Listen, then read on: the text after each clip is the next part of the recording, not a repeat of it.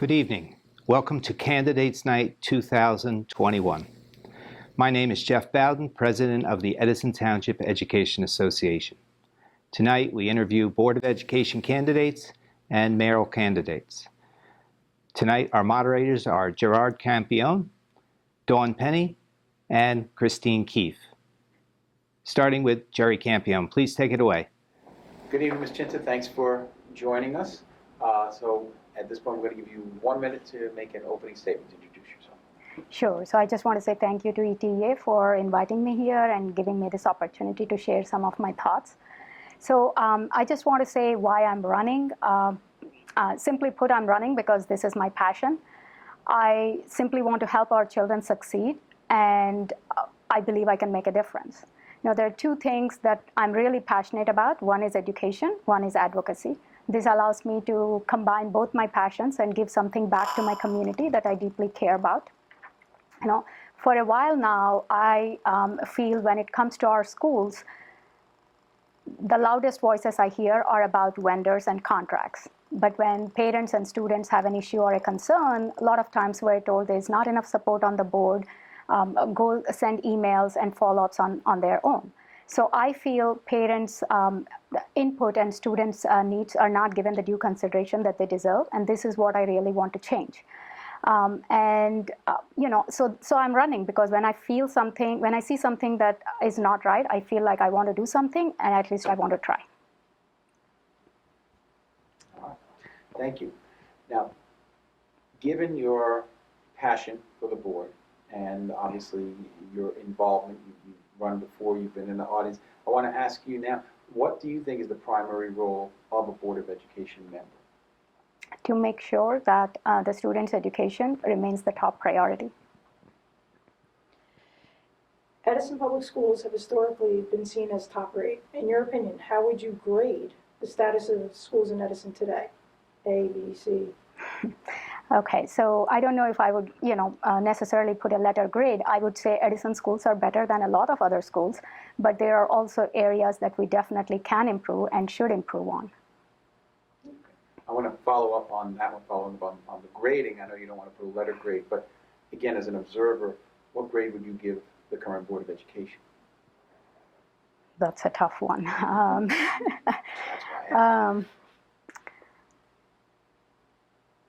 I am not sure how to answer that. I would say that at least publicly, when as a parent I attend board meetings, I see there's a lot of lack of trust that is apparent, lack of trust between the board members, between the public and the board.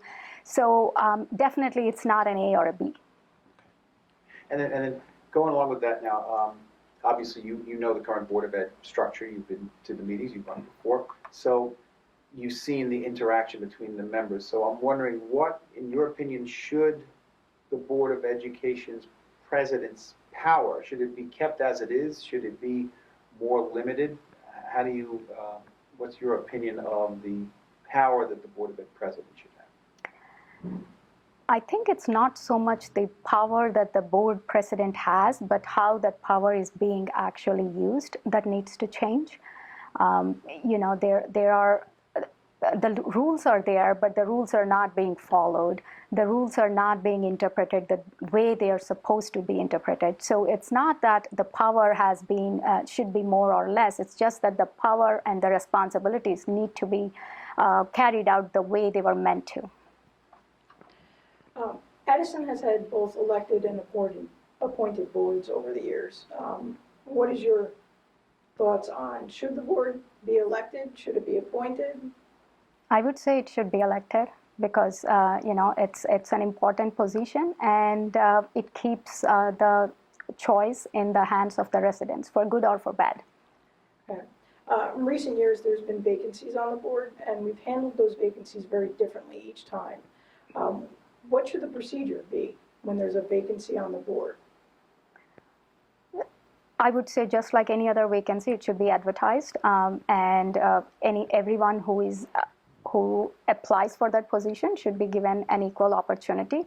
And there should be some criteria that the board can come up with and say, these are the minimum criteria we need to look for, or these are the criteria that are important, and grade the candidates based on the criteria rather than just, we like this candidate more or we like this candidate less. Thank you. Now, thinking about the structure of the board and the way that the board works, obviously committees is an important part of the way the board works. So thinking of that, do you think that the Board of Ed committees should be distributed on an equal basis among the members, or is there a better way to assemble the committees that help to manage the business of the board? Sure. So definitely, we can't have one member be on every committee. There has to be distribution to that extent. But it's also important that committees are staffed with members that are actually interested in that committee and that actually have the skill set or the ability to run those committees and make a contribution to those committees. The BOE and the Town Council have a liaison committee. Do you feel that what we've heard of this committee, either through board meetings or on the town end, has it been effective? And do you think any changes need to be made? So I would say, has it been effective? There is a lot that can be improved. Yes, there is still when it comes to collaboration between the board and the township and other planning boards or zoning boards and whatnot, there just seems to be some fundamental lack of trust. There seems to be this feeling that the board is on one side, the township is on the other side, when the way I look at it, we're all part of one team. We just need to learn to work together. So yes, there does need to be some improvement on the liaison aspect. Let's change topics. Let's talk money. So for years, Edison was underfunded with state aid. But in recent years, we have been receiving more. Our state aid has increased by as much as $10 million over what we received only 3 or 4 years ago. So, provided you are elected with this increased funding, how would you intend to use the money to meet the needs of the school district? That's a good question. I guess the first thing would be to figure out where the most pressing needs are among different schools. It could be infrastructure in one school, it could be something else in a different school. So once we know the most pressing needs, that can be easily addressed. The funds, that should be the priority of using those funds. Okay. And speaking of priorities, we know that the public in Edison wants full-day kindergarten. That has been an issue for years. So in the event you are elected, how will you help to make full-day kindergarten? How can we make that happen? How can we meet that priority? So I definitely support full-day kindergarten. I think it's a great thing to have for our residents and our children. I believe if we have the funds needed, we have to collaborate and figure out where that full-day kindergarten program can be housed, and really just plan for that. Overcrowding remains a critical issue in town. What are your immediate plans, should you be elected, to address the overcrowding issue? And then what are your long-term plans? Okay, so overcrowding, obviously, as you said, it's a big issue, and it's something that impacts every single issue, I think, in our schools. It's something that for short-term immediate solution, I am not sure there is a perfect immediate relief that can be easily obtained. One idea that I'm thinking about is, having, let's say, electives offered at the beginning of the school. So only kids who are enrolled in those electives will come in, and there will be less crowd, at least at the outset. So those kind of things that at least are doable, those are the kind of things I would look to for immediate relief. For long-term relief, I believe a new high school has to be part of any long-term solution. Okay.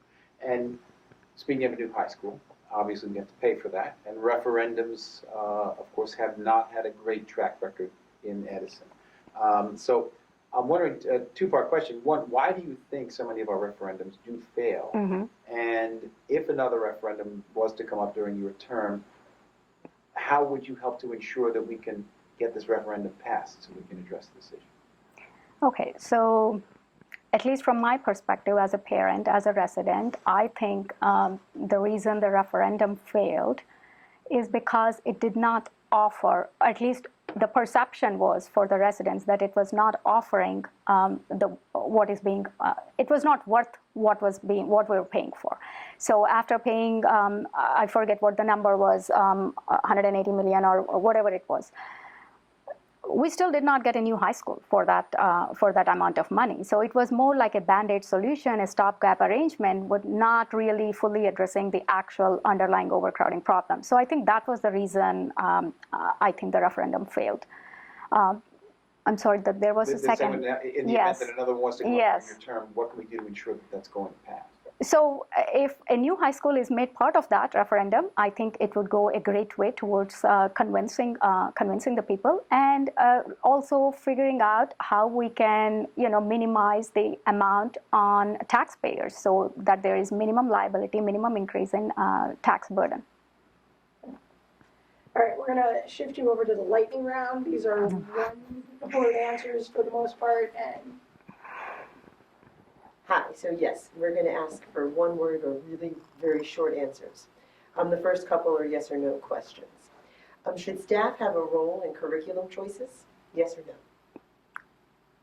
I don't think I understood, like curriculum choice, but what do you mean by curriculum choice? I think what's being taught, the curriculum that is being taught. Yes, teachers should have, yes. Do you support a mask mandate? Yes or no? Yes. When budget cuts are necessary, what is your number one priority to keep? Students' education should not suffer. And they alluded to this before, overcrowding is an issue. So I'm going to ask that you rank the following by priority, the number 1, number 2, and number 3. So the 3 things are acquiring land, new construction on existing grounds, or bringing in modulars or trailers. I would say the first and 2 almost are similar. They should be done, at the same time, simultaneously. And as far as the role of Board of Education, this is another rank question. According to their importance in BOE decisions, the taxpayer, parents, staff, and curriculum. Sorry, what was the question? Please rank the following according to their importance in the decisions made by the Board of Ed. The taxpayer, parents, staff, or curriculum.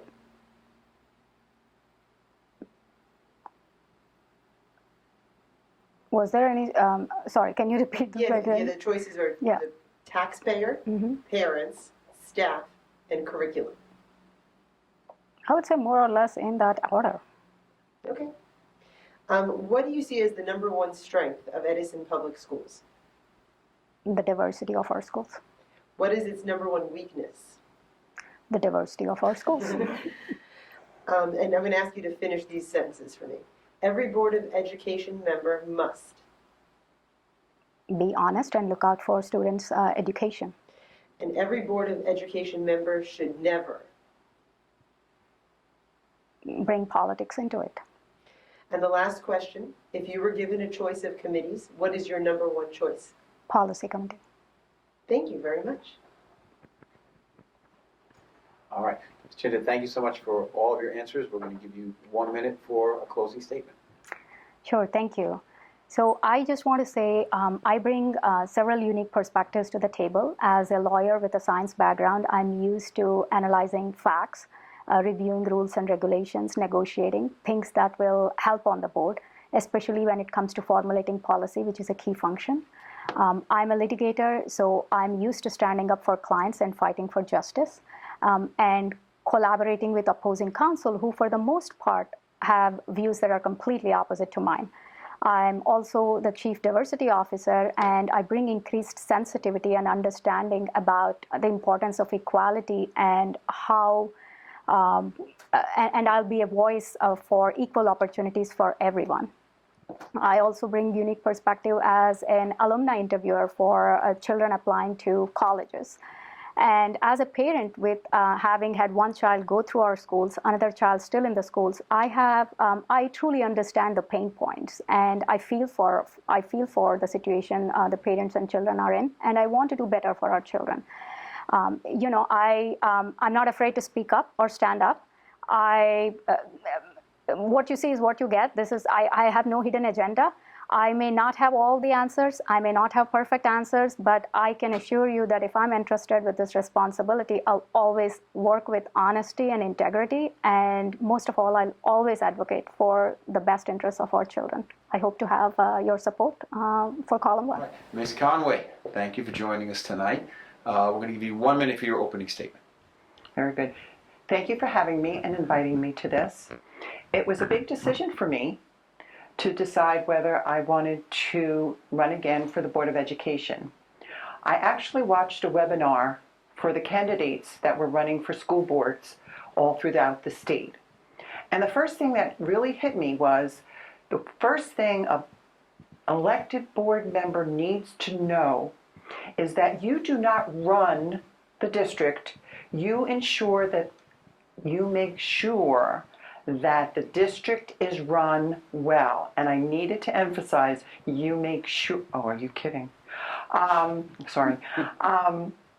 So this is what I had kept in mind my 3 years on the board. Am I doing the best job I could do? Some people didn't realize that I put more emphasis on each and every job I was given. And after a while, they kind of got used to it, that I would ask questions, and I always wanted answers. All right. I'm going to follow up with the first question, which I think will allow you to continue with your thought. So, you've been on the board for a while. What is the primary role of a Board of Ed member, in your opinion? Well, my primary role is to take direction from the administration and what they are doing, and ask that we understand what they're doing. And if we have any questions, make sure we ask to ensure that what they're doing is the best for our district. Okay. You, of course, have been in the Edison Public Schools for many years as an educator and now as a board member, so I have a feeling I know how you might answer this question, but Edison Public Schools have historically been seen as among the top in the state. So in your opinion now, how would you grade the status of our schools today? Well, having 3 children that went through the schools, having my initial job as being a building administrator in New York City and how buildings are run, being a teacher in the district for many years, and now being a board member, I've seen the district through many eyes. There's so many good things about the district, and some of the good things cause problems, like overcrowding, which is our main problem, to be very honest with you. And in order to give the best education to these children, that is something that we need to continue to work on until we can get closer to what we really need for our students. Okay, so with that in mind, and knowing that obviously this has been an issue for a while, there's been a number of issues that have been for a while, how would you grade the Board of Education? It's been very difficult the last few years because I truly feel that there has been some form of politics involved. I know we need to get money in order to do an expansion. At this time, in the past few years, we have not been successful as far as getting a referendum to truly do all that we need. So now we're trying to go in a different direction. What can we do, and where can we start with the most critical schools? Okay. You mentioned politics and the Board of Ed. So a question, should the Board of Ed be elected or should it be appointed? We've had both over the years. Your thoughts? To be very honest with you, I've been in Edison and I've been attending Board of Ed meetings for over 30 years. I've seen appointed boards and I've seen elected boards. Is there much of a difference? I wouldn't think so. Elected boards, though, truly give the public a little more say as to who is on the board rather than the powers that be. Is that always the best choice? I'll leave that up to the general public as to what they decide. Okay. All right, so you've now sat in many different spots, in the seats on both ends of this. Based on your knowledge of the current BOE structure, does the board president power too much? Should it be limited in some way? What are your thoughts on that? To be very honest with you, this has been a very difficult year, and I think a lot of it has to do with politics, and it becomes very difficult unless you have very thick skin in order to make it positive. We have had years in the past where Board of Ed meetings have run smoothly. This year, more so than any other year, they're not running as smoothly as they could be. And I don't want to necessarily blame it completely on our president of the board, but we need to keep going. Committees are important. Should the BOE committees be distributed equally amongst the board members? Dear, you've got good ones. Over the 3 years that I was on the board, I have served on different committees. I felt we could utilize our board members as to what they feel comfortable with.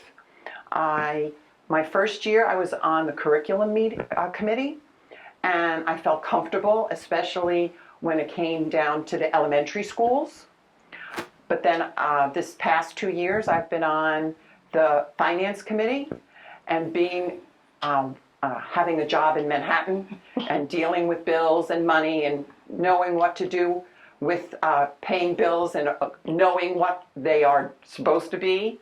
I do have the knowledge to question things as to how appropriate we're paying, because I always want to make sure that we're spending our money the best way we can. One of the committees in recent years has been this liaison with the town. Do you think that committee has been effective? Does it need to be changed? In which ways?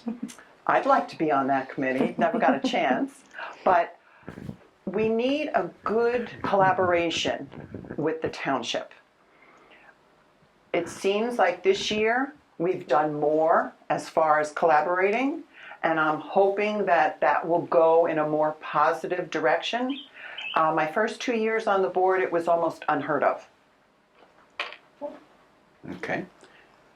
Let's talk money. For years, Edison was underfunded and from state aid, but in recent years, our state aid has increased by as much as $10 million over what we received just 3 or 4 years ago. So, provided we keep this increased funding, what are some of your ideas for how best to use the additional funds to meet the needs of the district? Well, because of the fact that we cannot get a referendum passed, the board is really going in the direction, then what can we do for the schools that are most needy?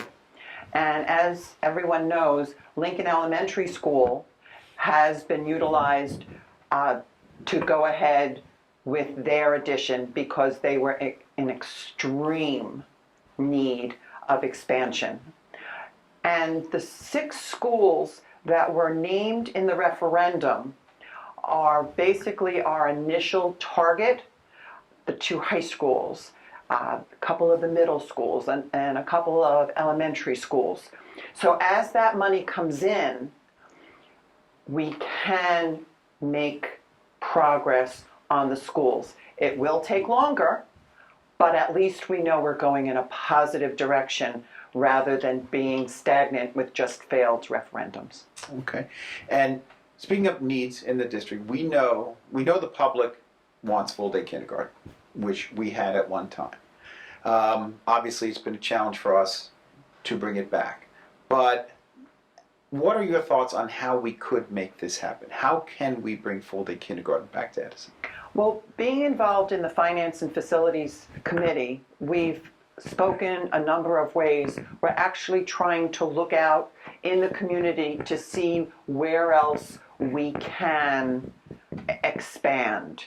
One of them, as Dr. Bragan has mentioned, is we've purchased our Saviors on Calvert Avenue, And that's one of the ideas, to see how can we utilize this property the best, where we can alleviate some overcrowding and find some way of putting full-day kindergarten back. We're at a loss without full-day kindergarten, and we need to figure out a way, and that's one of our main focuses. Where in the township can we get property, land, to expand not only kindergarten, but now they're talking about the need for pre-K. Okay, we've been tap dancing around the overcrowding through a lot of your answers here. But for the viewers, immediate plans to solve the overcrowding issues. And then what are the long-term plans? Well, the immediate plans is what we're doing initially, looking at the schools that are in the most dire need. And the one was Lincoln Elementary School. You had over 900 students in a building that was only built for between 500 and 600 students. So that's where we're in the process of doing it right now. Between J.P. Stevens and Edison High, we're actually speaking to architects about what can we do to these schools to add on so that we can alleviate the problems. And I think they've actually noticed that they were looking for a piece of land that we could build some form of academy or whatnot. Are we having definite plans for that yet? No, we're still in the stage of where we can go. Referendums continue to fail, and you have your short term, they failed, and here's our package of where we're going to spend the money right now, what we can do.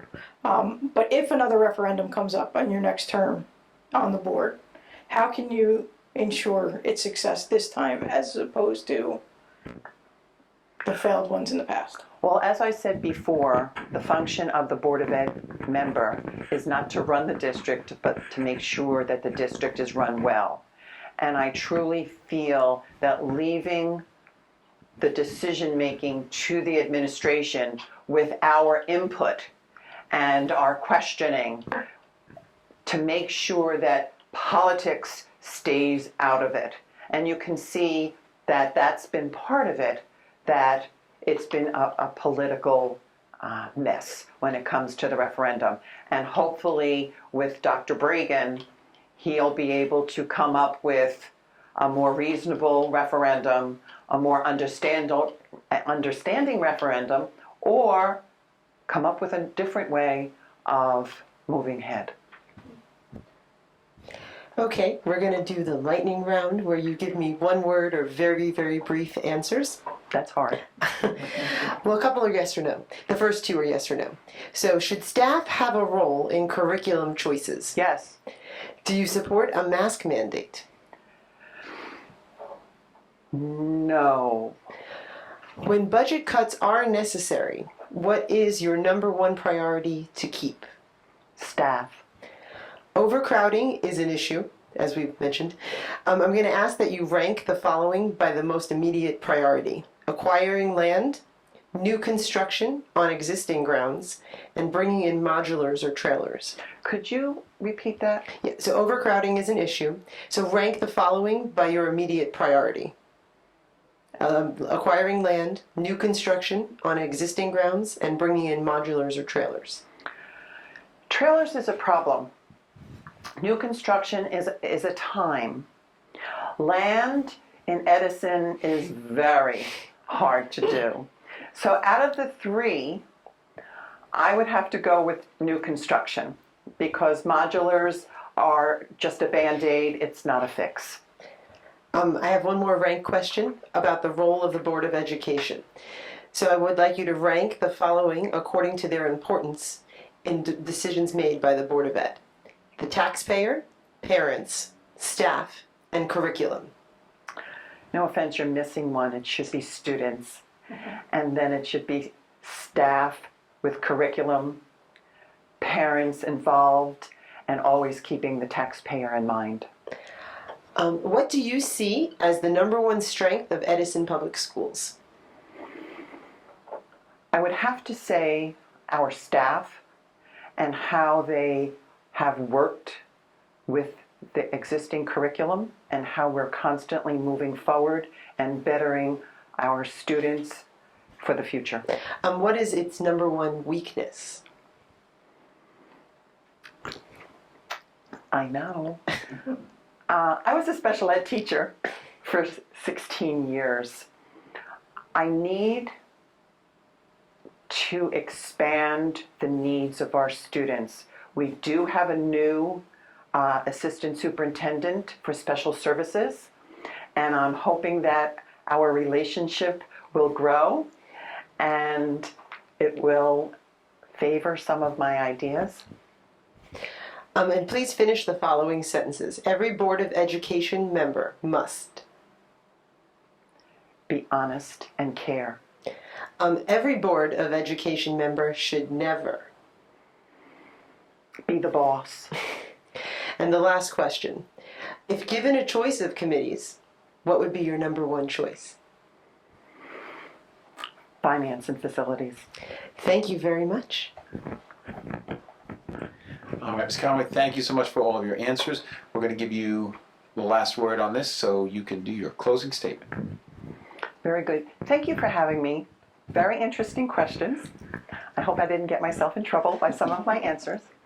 But the thing that made me think was, am I doing what I was elected to do? Should I do it for another 3 years? Do I think I'm being successful? Am I helping students? Am I helping parents? And am I helping my district? And sitting back and truly thinking about it and taking the time to decide, what have I done in the past 3 years, and am I strong enough to continue? My answer was yes. And I truly hope that the people in Edison District will agree. Mr. Arrigo, good evening. Thanks for joining us. We're going to give you 1 minute for your opening statement, please. Okay, thank you. My name is Ralph Errico. I would like to thank the ETEA for holding this symposium and interview. I've been a board member before. I would like to come back and serve on the board. My goal is obviously to serve the community, the students, the staff, the parents, taxpayers, to make it the best system that we can make it. I think we have some work to do. I would like to rejoin the board and work with the rest of the board members to ensure that the parents and the staff get the best they need for this district to move forward and to become the best district in the state. Thank you. Now, speaking of the Board of Education, let's just start right at the top. How would you describe the primary role of a Board of Ed member? Well, I've been to board member school twice already. So the primary responsibility of a board is to set policy. And then the other primary responsibility is to, if we need a superintendent, is to hire a superintendent. Other than that, we really should be listening to the community, staff members, children, things along those lines. One of the things I never ever got involved with was personnel. That's not my responsibility. I'm not involved in the interview process of any candidates. So for us to be involved in any kind of personnel decisions, that really comes from administration, and I think that's the role of a board member. Okay, thank you. Now, Edison Public Schools have historically been looked at as top rate. Mm-hmm. In your opinion, how would you grade the state of our schools right now? Well, I mean, with the pandemic and everything that else is going on and how hard teachers are working to get the students back on track, and no fault of the teachers, I would say an A-, Edison, because we do have one of the best teaching staffs in the state, if not the country. So I think the teachers are working extremely hard to make up for those 18 months that we did, virtual learning, which we all would agree, I hope, wasn't the best learning process that could be done. So this year, September, the kids came in, and I think that's one of the reasons why the state is testing early this year to see the damage that was done. And I'm sure our Edison teachers will get the kids back on track. Okay. Now, you do have a unique perspective, as you said in your opening statement. You've been a board member before. and you've been an outsider, and now you want to get back in. So I'm wondering, having been on both sides, based on your experience, what do you think the board needs to do differently now that you've seen both I mean, ends? from again, the 1 year I served as the board president, I thought we were moving in a very good direction. I think right now, part of the issue I see in watching the board meetings on TV, through Facebook or wherever it may be, I think we need to get the trust of the community back. I think we need to get some community involvement, committees, so forth and so on, and listen to some of the concerns that are coming from the community, the staff members, the children, the taxpayers. So I think I would again, I've always been a good listener. I've always been out in the community trying to listen and get what's going on out there and get the feel of what the teachers and parents and students are doing. So I think that's kind of one of the things that are missing right now. Okay. And again, you mentioned you were a board president. So thinking about just that position, does the board president have too much power? Should it be limited in some ways? Or what are your thoughts on the power of the board president? Well, the power of board president, there's not a lot of power, to be honest with you, at least what I've seen as a board president. Working with Dr. Bragan, that's one of our responsibilities, to set the agenda.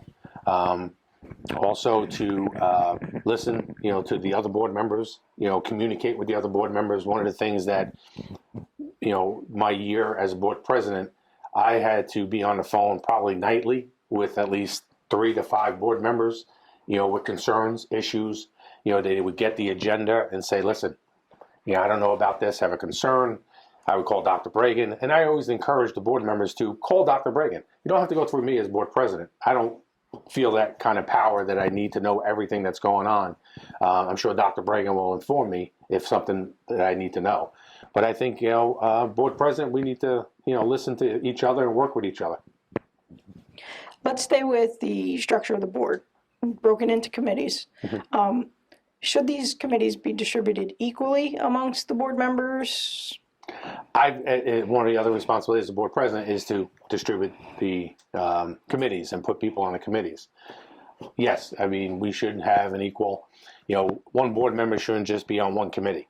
There's there's a dozen to 15 committees, I believe, and there's 9 board members. So everyone should be on 1, if not 2, or maybe more, depending on their expertise.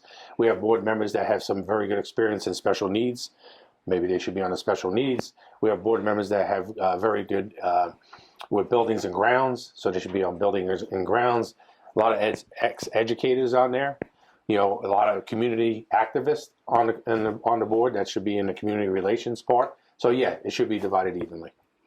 Your time as board president, you began to have more of a working relationship with the town that is formalized into an actual committee at this point.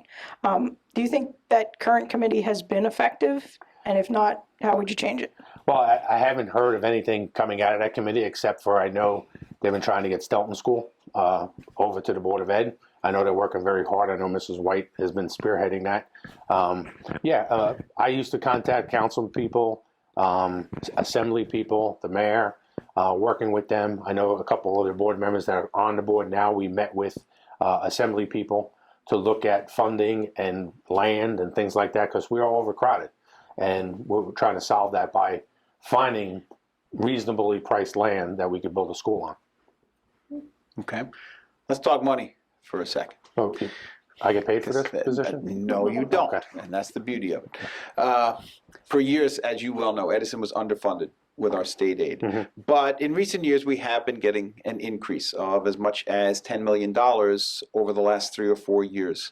So how do you think we should best use that additional funding to meet the needs of the district?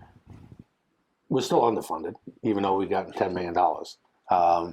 I think we should use that for facilities, expansion of schools, if we can do it, full day kindergarten.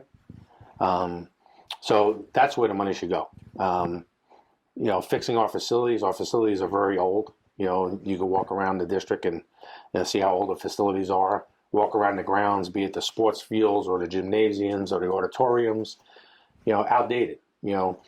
one thing I always think about is Edison High School, the auditorium and JP Stevens. They fit maybe 500 students. I mean, and you got 2,500 students in each building.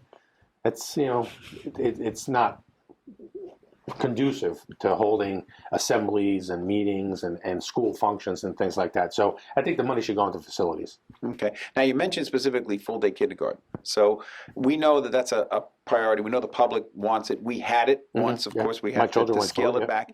So if you're elected or re-elected, however we want to classify this, how can we make this happen? Well, I think we need to look at that money. We have to find the space, though, first. Because right now, our elementary schools are exploding. And right now, we barely have enough room to do half-day kindergarten. So we need to find space. We need to add on. If Stelton School is an option, I would hope that that would be used for maybe a kindergarten full-day school. We would have to then bus people, which we all know that we have shortages on bus drivers and things like that. So yeah, I would push to expand the elementary schools, if not find a building to make it a full-day kindergarten building. Let's stay with the overcrowding for a minute here. You said finding land. We need space, Right. whether it's land or not. How referendums have failed. How can we achieve these? Well, in order to get a referendum passed, I believe in Edison, we're going to have to get the trust of the community back, the public, because they're going to vote on it. Besides that, if we don't get their trust back, I don't see a referendum passing, unfortunately. I've always looked at referendums as something that we need to do to better the district, better the education. And I think full-day kindergarten, maybe if we just pull full-day kindergarten on the agenda, or maybe a referendum, something I would have to discuss with other board members if elected, would maybe pass. Because then we would get all those kindergarten parents or 1 to 4-year-old parents that are going to be in the system to come out and vote for a full-day kindergarten building or land.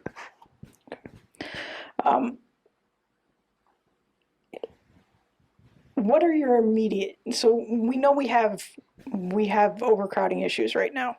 Both of the high schools busting at the seams. Lincoln's got construction right now.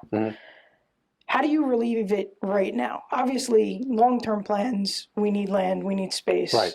But what do you do right now for those 35 kids that are in one class, and we're not putting kids into certain classes because we don't have space? Right. Well, if we had the space, I would like to see us hire more teachers to reduce class size. If we have the space, or if we have any availability of space, I hate to get into the whole trailer situation, but we may have to look at trailers for some of these schools, especially with 35 students in a class. That's, to me, absurd, in any grade level, either from K through 12. So we have to look at options until we can figure out or get construction going or a referendum passed. And that may have to be trailers. And that will relieve the overcrowding situation temporarily until we could add on to buildings or get a referendum passed. Now we've arrived at the lightning round. I'm going to ask you to answer with one word or very, very brief answers to the following questions. The first couple are yes or no. Should staff have a role in curriculum choices? Yes. Do you support a mask mandate? Yes. When budget cuts are necessary, what is your #1 priority to keep? Staffing. And we kind of touched on this a little bit. Overcrowding is an issue, and you kind of hinted at this, but rank the following by the immediate priority of the following options. Acquiring land, new construction on existing grounds, or bringing in trailers or modulars? If my option would be new construction on existing grounds. And one other ranking question about the role of the Board of Education. So please rank the following according to their importance in Board of Ed decisions: the taxpayer, parents, staff, and curriculum/students. Curriculum students. What do you see as the #1 strength of the Edison Township Public Schools? Teachers. Staff. What is its #1 weakness? Weakness. Overcrowding. Every Board of Education member must, finish that sentence. Be open to the public and willing to listen to the public and staff. And every Board of Education member should never Yell or scream at a meeting. Last question. If given a choice of committees, what would be your number one choice?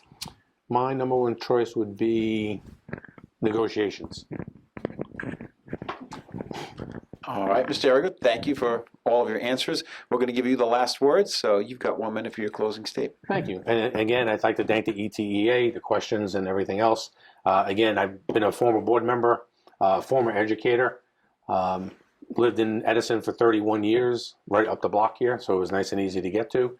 I really look forward to coming back to the board if elected and working with the parents, the students, the staff, and the entire district to make this district even better than it is already. And I know we've gone through some tough times with the pandemic over the 18 months.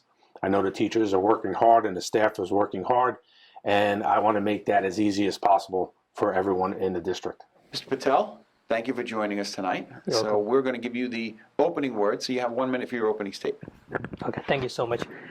So my name is Rivera Patel. I have a master's degree in computer science, and I am an information technology professional working for over 22 years. Right now I work for IBM Watson Health.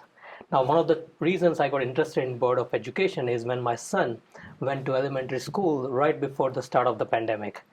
And the things that I was concerned about was overcrowding and the terrible facilities. But when I joined the Board of Education, what concerned me more, there are more deeper concerns like lack of transparency, lack of respect, right? Lack of care, top down. It's dictatorship top down. So that's the reason I got more interested in solving the more important issues that are in place. Now, one of the things that we have to do to ensure, that is the reason I am in the BOE and that is the reason I am fighting for the race, is to make sure that the children come in proud every single day and the educators come in every morning with a bounce in the step, and when people are happy and collaborate, we can make all of this happen. Thank you. Now, you are on the board right now. Right. So you have a little bit of insight into this, but I want to ask you, what is the primary role of a Board of Education member, in your opinion? So the primary role of a Board of Ed member is to oversee the policies, right? More importantly, the policies of the district. The one thing that the board member, I would say, should not do is micromanage anyone. Right now, what I see is board members are intervening and micromanaging the administration and colluding, and that should not happen. That should stop. The educators, the staff members, the people in the administration are there for a good reason, and they are qualified.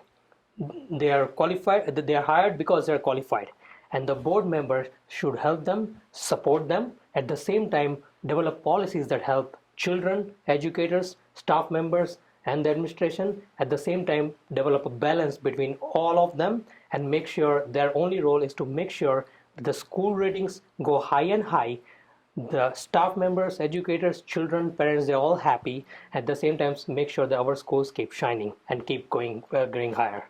Okay, great. And along that line now, we know that Edison Public Schools have traditionally had very high ratings. So in your opinion, how would you grade the Edison Public Schools right now? So I would, the ratings are fine the way they are. We need to do a lot of improvement in a lot of schools. We were recently rated much higher in terms of, in the Edison Metachin area. I saw an article before a couple of days. But more importantly, my concern is because the ratings are going down in certain schools, that's not good. And that's the reason for that, I would blame it on BOE. And the few of the areas that I looked at, for example, food, transportation. So it's a BOE and the administration and certain things that happen because of which those ratings went down, and that has to be fixed immediately. And the reason that the ratings are high is because our wonderful educators, staff members do incredible job every single day and put their efforts, regardless of whether it's like a switch, right? Whether there's a pandemic, they're sometimes asked to go in person, sometimes remote, but they all put in a lot of efforts to make sure we are there, and that's why we are there. But the BOE has failed to do their part, and they have to improve upon that. Okay, so if you were giving a report card to the BOE and you had an A through F, how would you grade the Board of Education right now? C minus. Okay. The Board of Ed over the years in Edison has been appointed in the past. It's now, of course, an elected board. Just in your opinion, should the board be elected or appointed? What's your point of view on that? So I would say, and this is very good that you asked that. There were good reasons when the board was appointed. It was all for a reason. Now, if the mayor and council were to appoint the board, I would never go that route, because then it's not being just. Then it will be a partisan board. We want the board to be non-partisan. The reason the school board elections are non-partisan is all justified, and it has to be that way. But if it was appointed through a certain process where it's not appointed by a political party or the people elected by a political party, then it's fair enough. Otherwise, it has to be elected. But more importantly, I would add to this, the elections held in November is something I don't like. It has to be held in outside of the mayor, council, and other elections, so that it's non-partisan, it's fair, and it's completely for the education. Okay. One last one from me. Right now, of course, you understand the structure of the board. In your opinion, should the Board of Education's president's power, should that be more limited, or should it be kept as is, in your opinion, regarding the power of the board presidency in relation to the rest of the board? I would say it should be limited, and if I don't want to be a board president, but let's say if someone says, oh no, only you and we don't want to do that. If I were a board president, I would consult each and every 9 board members to make decisions, and not make decisions with myself, just by myself or in solo. And more importantly, I would give every single board member an opportunity to be a part of that decision and work together and give them equal distribution of the responsibilities. Let's stay along those lines. The board is broken up into committees. Should the BOE committees be distributed equally amongst all of the board members? Yes, right now one of the gentlemen in the BOE is a president of chair of 4 committees, 4 very important committees, which is affecting our children in a very bad way. That's not right, and that's the reason we have a very rough year, very bad year. So that has to change right away. It has to be distributed equally among all the board members, and there should not be a preference that I don't like this person or that person, and that's why I should not be.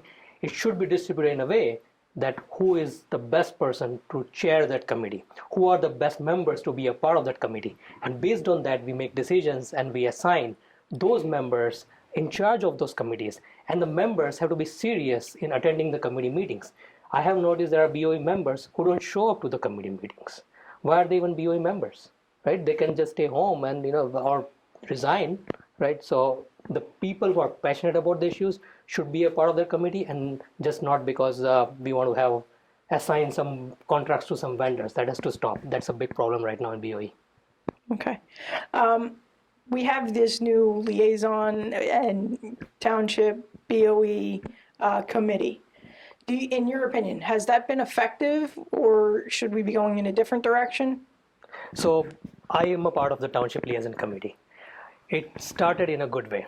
We initially started with vaccination appointments for the staff. We urged the Township, and when Township, we were not getting much traction from the Township, I worked around a way with the Hackensack Meridian officials to make sure that they immediately help the Township out to get the vaccinations for staff members and everyone else who while on the side I was doing vaccination appointments for many other residents, right?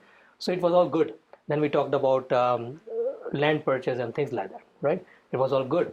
But then at some point, it became so much pushy for the Township that they start thinking it's political, right? And I don't blame for that.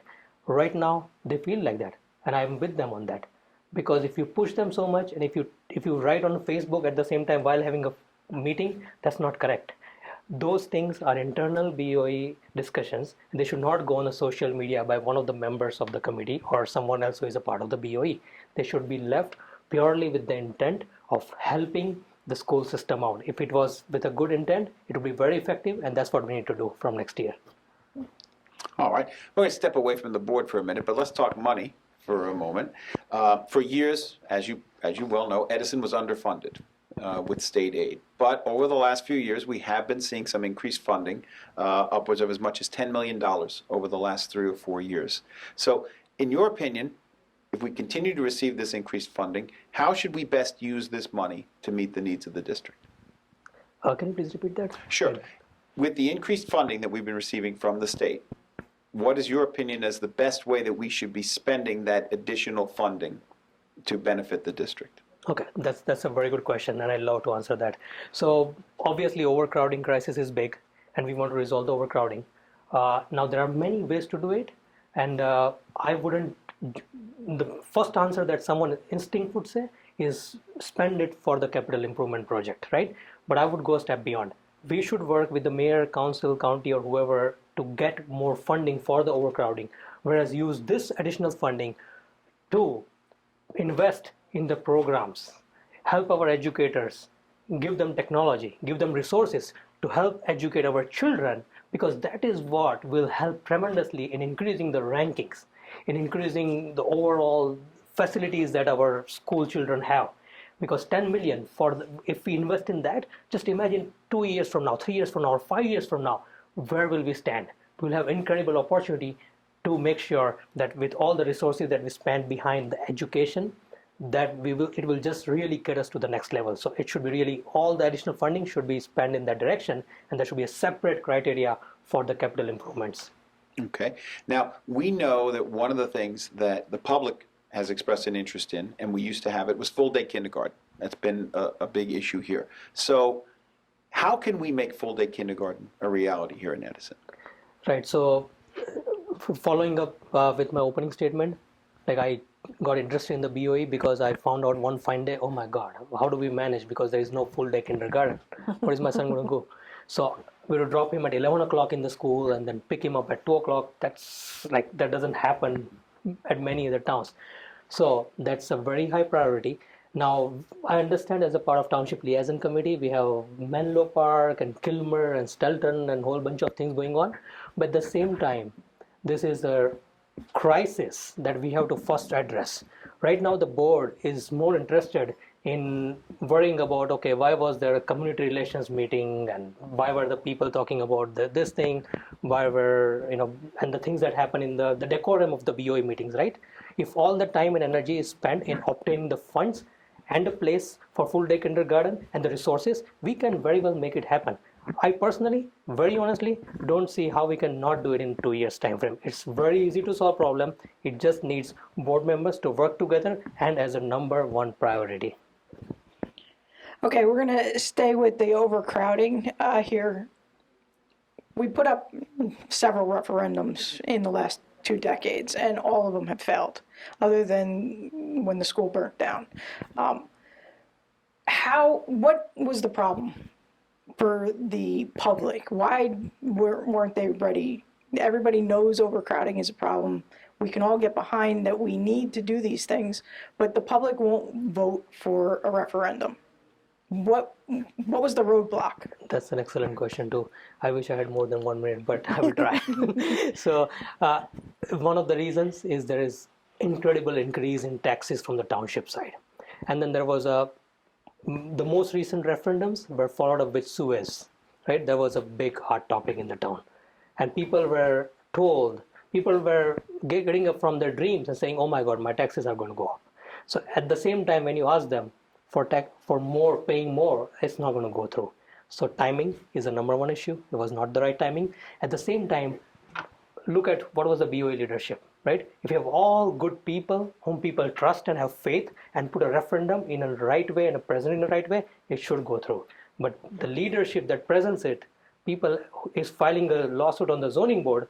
So the 2 children of a parent are fighting with each other, and you're asking more money from the taxpayers. That was not the right way to do it. It was not the right year, right time, and the right leadership to do it. All right, just so for the public here, on the overcrowding issue, we're at critical mass in a lot of the different schools. Class sizes of 35 or more. There's not enough space in the lunchrooms. You've heard this as the parents come to the mic. How do we solve those immediate issues when we know we need more land and we need more construction, but how do we solve the immediate issue?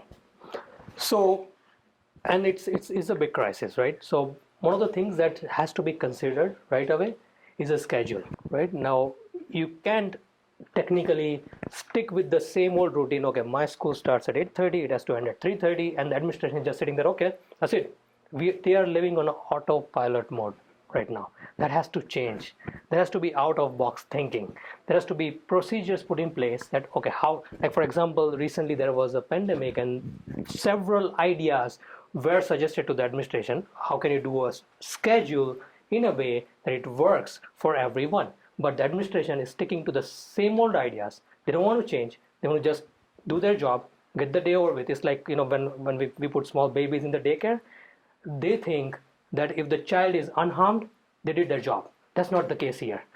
Nobody is putting out of the box ideas. They have to think of a particular schedule and design a structure in a way to solve this crisis, because the number of students in the class and the hallways and everything is unacceptable. We have to segregate that until we build a new school or until we come up with a solution. So now we've come to the lightning round. So I'm going to ask you some questions, and I expect we're asking for a one-word or very, very brief answer. The first couple are yes or no questions. So the first question is, should staff have a role in curriculum choices? Yes. Do you support a mask mandate? Mask mandate? Yes. Yes. When budget cuts are necessary, what is your number one priority to keep? Number one priority is the programs. Overcrowding is an issue. So I'm going to give you a few choices, and I'm going to ask you to rank them by immediate priority. Acquiring land, new construction on existing grounds, or bringing in modulars or trailers? What's the most immediate priority of those three? New construction on existing grounds. And as far as ranking goes, the role of the Board of Education, I want you to rank the following according to their importance in BOE decisions: the taxpayer, parents, staff, and then curriculum/students. Curriculum/student. What do you see as the number one strength of Edison Public Schools? The educators. And what is its number one weakness? The BOE members. And then I'm going to ask you to finish these sentences. Every Board of Education member must.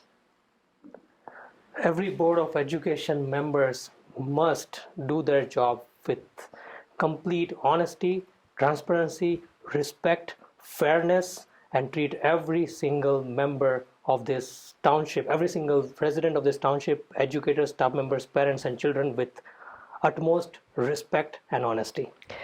And every Board of Education member should never argue with the people in.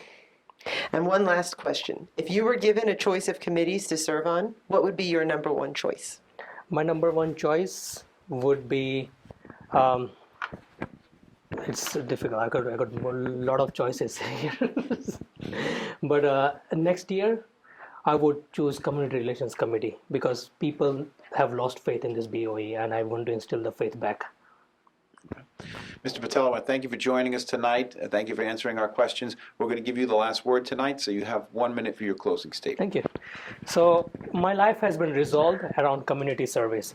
Anyone that knows me, they know me that for that how much energy it gives me to help others. Be it distributing medicines or food or grocery to elderly or those homebound during the pandemic, or leading a group of setting up vaccination appointments for 1,400 Edison residents, or standing in solidarity with the parents at the transportation office, at the enrollment office, to help resolve their issues when the administration dropped the ball on it. Right? I only try to help the people. I would like to thank the ETEA for the wonderful opportunity, and the whole reason I am educated, if you see my profile or anything, is the reason my parents sent me to the best school where there are best educators and the best staff members. So I would like to thank every single educator, staff members, nurses, custodians who do a wonderful job. And that's the only hope we have right now in our township. That's the reason our school district is standing tall right now. But we need to do a lot of work to change the way BOE is and make everyone happy. We want to make sure all the children and educators come to the school happy and they go back home happy. And that's the reason I'm running for the BOE, to help I excel in that. I will never show my back to any single of the stakeholders involved. And that's the reason I'm here. And trust me, help is on the way. Thank you. My name is Brian Rivera. I've lived in Edison my entire life. I went to Washington School, Thomas Jefferson, graduated Edison High School under Mr. Cangelosi. I love that individual. I loved Mrs. Rack, Mr. Paragala. Those are the people that taught me about leadership, empathy, and how to be a good person. To be honest with you, I was not on track to go to college, and they were the ones that got me there. So I appreciate everything they did. After graduating from Edison High, I graduated from Rutgers University. After Rutgers, I went to Perth Amboy, where I taught mathematics for 8 years. Went back to school to NJCU, got my administrative degree, and I've been a school administrator for the last 14 years. So I think that I got involved with the Board of Education because my wife suckered me to go meet the superintendent on a Saturday night when I should have been watching Ohio State. But she said, you need to go because my son just went to first grade. My son currently went to Perth Amboy Catholic because we didn't have full day. So I sat in the crowd, I listened, I heard some concerns, and I felt that I had some of those answers to those concerns because I've been in education for over 22 years. So I decided to go to a board meeting. And then I started seeing what's been going on over there. So that enticed me to even get more involved, where I think I can make a difference. Okay. So that's me. So you have been an educator, administrator, obviously a parent. So, so in your opinion, what's the primary role of a Board of Ed member? Well, it's all about policy. You know, the one thing that I notice, and I hate to say this, but every time I go to board members, I count how many ethics charges I could possibly put on somebody. You know, the role of a board member is to work as a collective group and create a vision and create goals where we meet with the superintendent and we judge our superintendent on how he's accomplishing those goals. I see a lot of intertwining where people shouldn't be getting involved in the daily operations of the school. And I don't know if people have a blind eye or just don't want to say something or just afraid, but I think, you know, some people need to take more of those classes at school boards. So. Now, our schools have traditionally been ranked very high. You're a parent now in the district, you're active at the meetings. In your opinion, how would you grade the Edison Public Schools right now? If anybody saw me at a board meeting, the first thing I'm doing is rah-rahing our staff. You know, I lived during this pandemic, going to schools and working with children and working with teachers and support staff, so I understand how difficult it was. So if anybody ever saw me at a board meeting, the first thing I'm doing is complimenting everybody for their efforts, because it's not easy. It wasn't easy for me. So I lived it and understood it. In regards to our rankings and where we're at now, you know, I spoke about this in our town halls that we did virtually. You know, there is a learning loss, and there is social emotional trauma going on as well. I see it in my district, so if I see it in my district, I have to see it, that it's going on here. So I think that's impacted our schools, and I think it's impacted our parents and our staff members, because, you know, when I'm literally at board meetings saying they're texting me, yeah, I'm getting texts from people that are working in the district to ask this question, ask this, get an answer for that. And I am texting with other administrators and superintendents and business administrators just questioning what I'm hearing on the board. So with the rankings in the schools, I know everyone's trying to do their best, but we're in a pandemic. And some people want to forget that we're in this pandemic. So I honestly think we have to figure out how we're going to support our kids, support our teachers, support our parents, how we're going to limit that gap and that loss of learning, but also the social emotional well-being of not just our kids and our parents, but, you know, some of our staff members. I was speaking to a staff member from Edison yesterday, how they're out and due to the health issues, and they had concerns, and they questioned me, and then they took a sign. So. Now, educator to educator, if you had to give the Board of Ed a report card grade, how are you grading the current Board of Education? I'm grading the Board of Ed? Yes. Wow, that's a tough question. it was funny because I was doing my patch article yesterday, and one of the questions was, as a challenger, how has the Board of Ed, the person or whoever, how have they failed the community? And to me, it was kind of like I didn't like that question at all, because people go into public service to try their best and try to help people and kids succeed. So my response to that answer was, I can't point a finger and say that anyone failed. All I could say is that the district has a lot of work to do to move forward. So I thought it was a tricky a question I didn't like, and when you read the patch article, you'll see what I'm talking about. But if I had to give a grade, do we give it a learning curve because we're in a pandemic? Do you understand? There's so many other factors that are going on. How can I specifically give an entire board of grade? That's like yelling at the entire class because one kid's misbehaving. There's multiple facets that are on that board. There's 9 individuals with 9 different personalities and 9 ideas. Now, can I say that I'm not happy with the work as a whole and how they're working together? I could say I'm not very happy with what I see in some of the antics that I see going on. Do I think there's a need of improvement for that? Yes. We evaluate teachers. We should be evaluating our Board of Ed. Okay. And if we're evaluating the Board of Ed, we're looking at the Board of Ed as a structure, and knowing what you know about the structure of boards of ed to begin with, should the powers of the president of the Board of Ed be limited in some way, or should they be expansive? Well, knowing what I know about Board of Educations and speaking to other central administrators, and they tell me how boards are control of the board, let's say the leadership of the board. From my understanding, it's always the board president that is assigning specific individuals to committees. I think that's what goes on in Edison, because this is what I heard that goes on in other districts. Now, do I think that's the fair process of doing? It kind of, to me, it's not fair, because you put the individuals who you think are going to vote for you in specific committees, and then you get everything that you want. Just calling it what it is. So to me, if you're looking at putting people in committees, you should be looking at people's talents. If I were put onto the Board of Education, I've been in education for 22 years, I think I should be sitting on the curriculum committee. You know what I mean? It's like stuff like that. We should be tapping what people's talents are, so that board could be successful, if that makes sense. Staying with the committees, do you think they should be distributed equally among the 9? Or did you see me at the board meeting when I said, wait a second, time out? 1, 2, 3, 4, 5, 6, 7. Why are you on the Middlesex County's the Special Services Committee? I'm like, shouldn't that be for somebody that has a special ed background, which I know some people here do?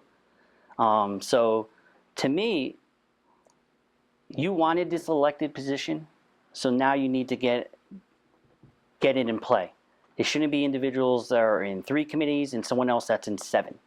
You know what I mean? To me, that just sways votes on whatever is based on that committee. So I think your answer to your question, it should be evenly distributed, but I also think we should be tapping the individual's talents in those particular committees. Like, I would have a problem if someone said, we don't want you on the curriculum committee. we have this BOE Town Council Committee. Do you think that has been effective? Did you change anything about it? The interesting thing about just being the outsider looking in, not knowing anything about it, it seems politics is involved in that somehow in that committee, and I think the only way that we're going to move this district forward is that we all have to be on the same page and keep politics out of it. But I think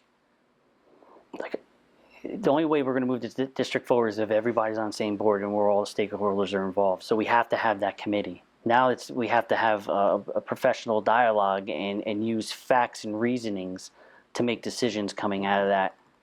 Because from my understanding, all the facts aren't getting out there. So it's hard to make an informed decision when everybody's not on the same page. So I hope that answers that. Yeah. In the past, Edison has had an appointed board. We currently have an elected board. Your thoughts, should it stay elected? Should we go back to an appointed board? So this is funny that you bring that up. I was at the special meeting and I was speaking to the two individuals in the back, and I said, when did we have an appointed board? In the 80s. I was like, well, I graduated I was born in 77, so I must have been a child. But I was blown away when they told me we had an appointed board. It's a difficult question because it's who's the leadership at the time. If it's an appointed board, whoever that leader is, whether they're effective, maybe not effective, those are the people that are choosing those individuals to be a part of that board. But then you're looking at the other aspect of it. If it's an elected board, I honestly think we should change it, get rid of it in November, so it really is non-political. Go back to the April? Go back to April, to be honest with you. I think the fact that it's in November is how all this chaos has started. But I guess it's a form of philosophy, and I don't know anything about the history of the appointed board or why they got rid of it. So it's hard for me to answer that. I want to give you a reasonable answer, but I guess it has its pros and its cons based on who's that particular leader at the time. Logically, me thinking. You were at our January meeting where they're basically having interviews for the vacancy on the board. Now, over the years, we've had several vacancies come up for a whole host of different reasons, and each time they've done something different. What do you think the procedure should be if a vacancy does occur on the board? So I could tell you what they did in my district where I was at, and they all met and were interviewed privately, and then the Board of Education, they voted on it. So it's similar to what they did here. I do like the fact that, because I interviewed in January, that it was public and individuals could see these are the candidates that are vying for this position. And the one thing I did notice was there was a lot of good people that wanted to come out and help, but there are also those opportunists that came out and did what they needed to do or felt what they needed to do at the time. So I did like the fact that it was an intro to who I am, because most people are like, in this election, people are saying to me, who's Brian Rivera? He has no name recognition. Well, Brian Rivera is the only one that's an educator that's running for the Board of Ed, besides Mrs. Conway. So I thought that was important, that the public gets to see this is where my tax dollars are going, and this is the individual that I want to help my child or facilitate their taxes. So I like that aspect of it. All right, let's move away from the board for a minute. Let's talk about some money. Over the years, Edison has traditionally been underfunded with state aid, but over the last few years, we have seen an increase in state funding to the tune of about $10 million over the last 3 or 4 years. So if you were elected, how would you propose to use some of this additional funding to best benefit the district? I don't know if you guys saw the board meeting, but I got very angry at that time too, when I believe that we got $14 million in additional aid, and the idea was to give it back to the taxpayer. See, I understand you want to, assist families and families in needs, but is $32 really going to make a difference when we have all these issues going on in our buildings? I basically said, why would you give $14 million back when you're saying we're underfunded? Fix our schools, get our kids, our teachers the PPE that they keep requiring, because they keep contacting me and telling me they don't have it. So for that particular answer, we have that aid, we have to do a needs assessment and figure out how we want to spend that money. But we also need a long-term plan. We can't do a one-year fix on saying, I have $14 million here, you spend it now, but then I still have issues later. It should be a long-term fix, a plan, and how we're going to use that additional money. Because you know what? Our infrastructure is garbage. It looks exactly the same when I went there 30 years ago. So, just being honest. I told you All right. Now, you mentioned earlier that you had a child who did not go to Edison for kindergarten because we don't have full-day kindergarten. So that's, I think, one of the top issues certainly amongst the parents with younger children, full-day kindergarten. So how can we fix that? How can we make that a reality? So I'll tell you my background. Xavier came here for first grade. I spent $7,000 for pre-K3, $7,400 for kindergarten, $21,000 just for him. Valentina currently $7,300, $7,400, now in kindergarten another $7,000. So I spent $42,000 already on top of paying $13,000 a year in taxes. So if anybody is upset about it, trust me, I'm upset about it. You know what I mean? But when it comes to it's interesting when you talk, because there's certain things you could say and certain things you can't say that could be politically incorrect. So my answer could go wrong either way.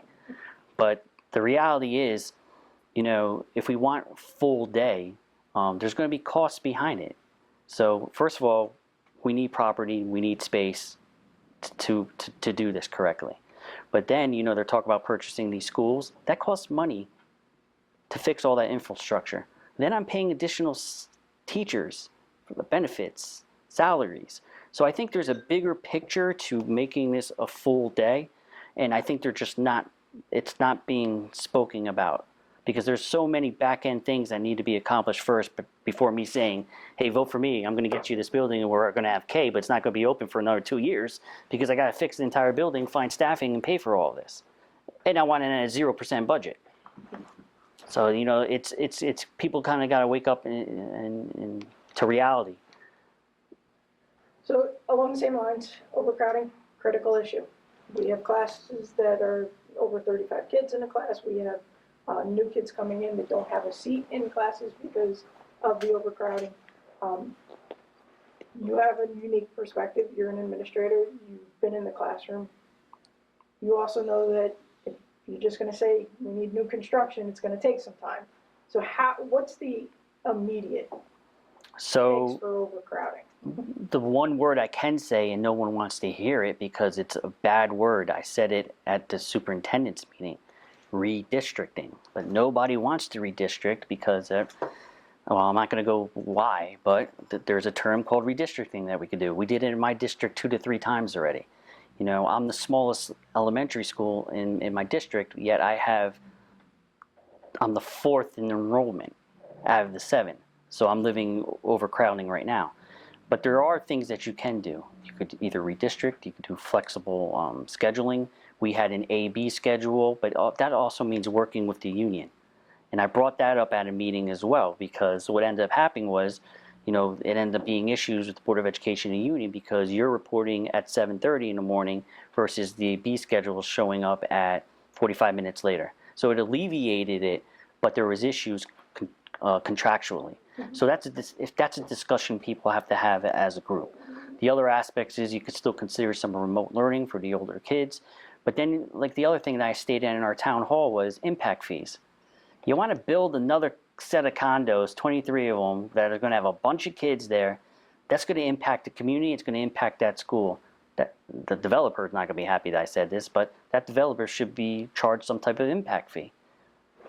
You know, stuff like that. Obviously, we need new construction in some way, shape, or form, whether it's new land and new construction that way or adding on. We've tried referendums in the past. For the past 20 years, everything but when Monroe burnt down has failed. Why do you think they continue to fail? To me, I think the plan was too grand. You know, to me, if they wanted to do a referendum, it should have been done in stages and target specific things that need to be done immediately.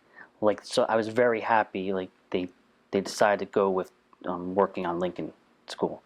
Because when I first went over there for, I think it was like meet the superintendent again, or the community could come in and they wanted to talk about the referendum. I literally walked in there and I felt cramped already.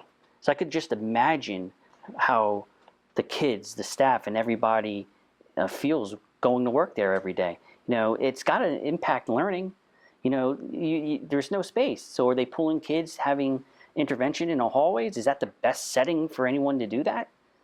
So I'm glad they looked into doing that. But with the referendum, I just think it's also how you market it. I also think too, like when it comes to like projects like that, like one of the things that we did in my district is we hassled the SDA. They came in literally to my elementary school and we had pajama days. It was me and my principal in the pajamas with a bunch of kids, and 17 people from the state came. And what did they do? They toured our building, and then we showed them all the stuff that needs of improvements, and they agreed with us and they listened to us. The only thing is that we didn't get anything done in our building because we got 2 new schools built. We're getting a brand new high school, and we got a brand new elementary school done. So I think we need to continue to bother these individuals and get them in our school district, walk our district, look what's going on in our buildings, and keep hounding them to say, this is what we need done. We need your help. But if they're not here and don't see it, they're not going to give us the aid. We need them here. Last question from us before you go to the lightning round. All righty. You said you currently are working in education. Correct. Do you have any conflicts of interest that would prevent you from voting on certain things should you be elected? No. Okay. Absolutely not. Now we've made it to the lightning round. I'm going to ask it up that you answer with one-word answers or very brief answers to the following questions. The first 2 are yes or no questions. The first question is, should staff have a role in curriculum choice? Absolutely. Do you support a mask mandate? Yes.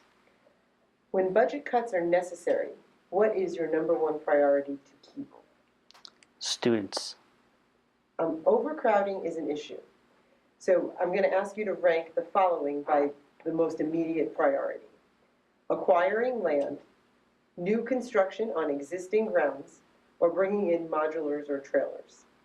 I would have to say construction on existing grounds, land, and then modules. And the other, one more ranking question.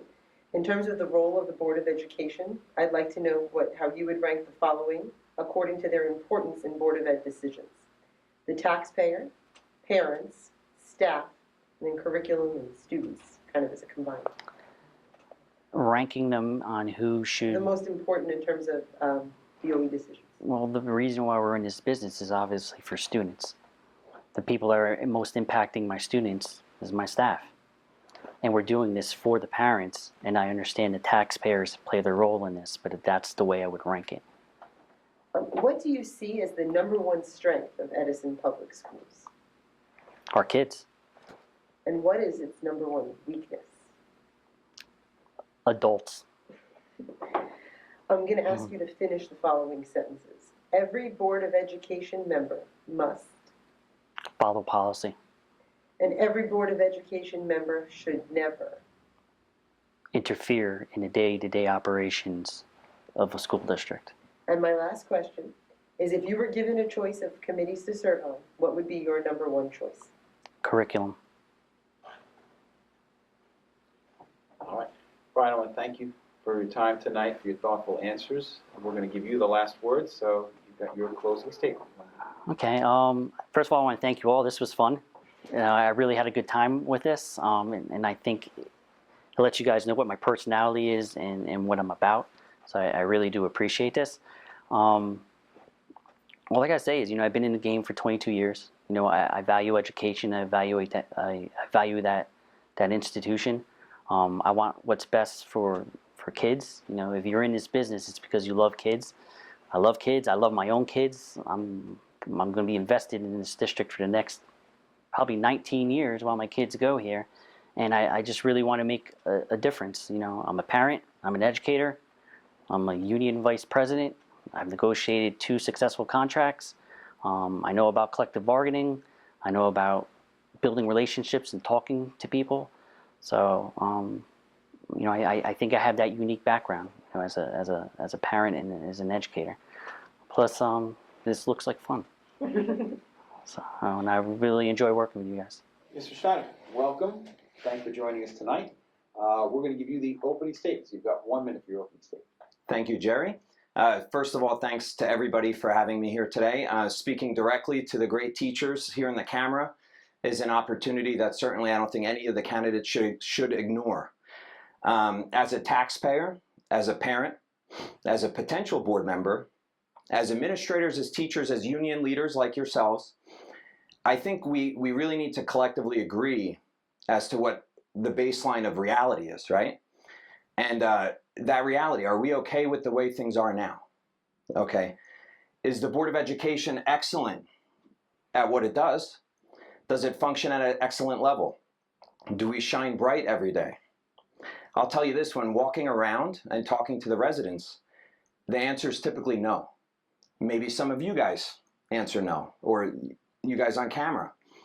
When I'm elected, to get better at what we do, we must always focus on what's best for the students and combine that goal with realistic but challenging and high expectations for our administration and faculty. When the board provides policy framework that blends those two goals, we can all succeed together. The entire staff should have confidence and trust in the Board of Education. So with that, I'd love to take some questions. Thank you. All right, great. Now, obviously, you're familiar, of course, with how things work. So, in your opinion, what is the primary role of a Board of Ed member? I mean, the cliche, the thing that I always seem to read is you make sure the schools are run, not run the schools, right?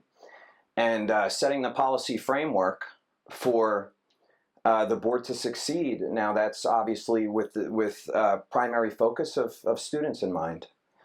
Making sure that the teachers and the faculty have trust and understand that our goals are common and that we could meet somewhere that works for everybody.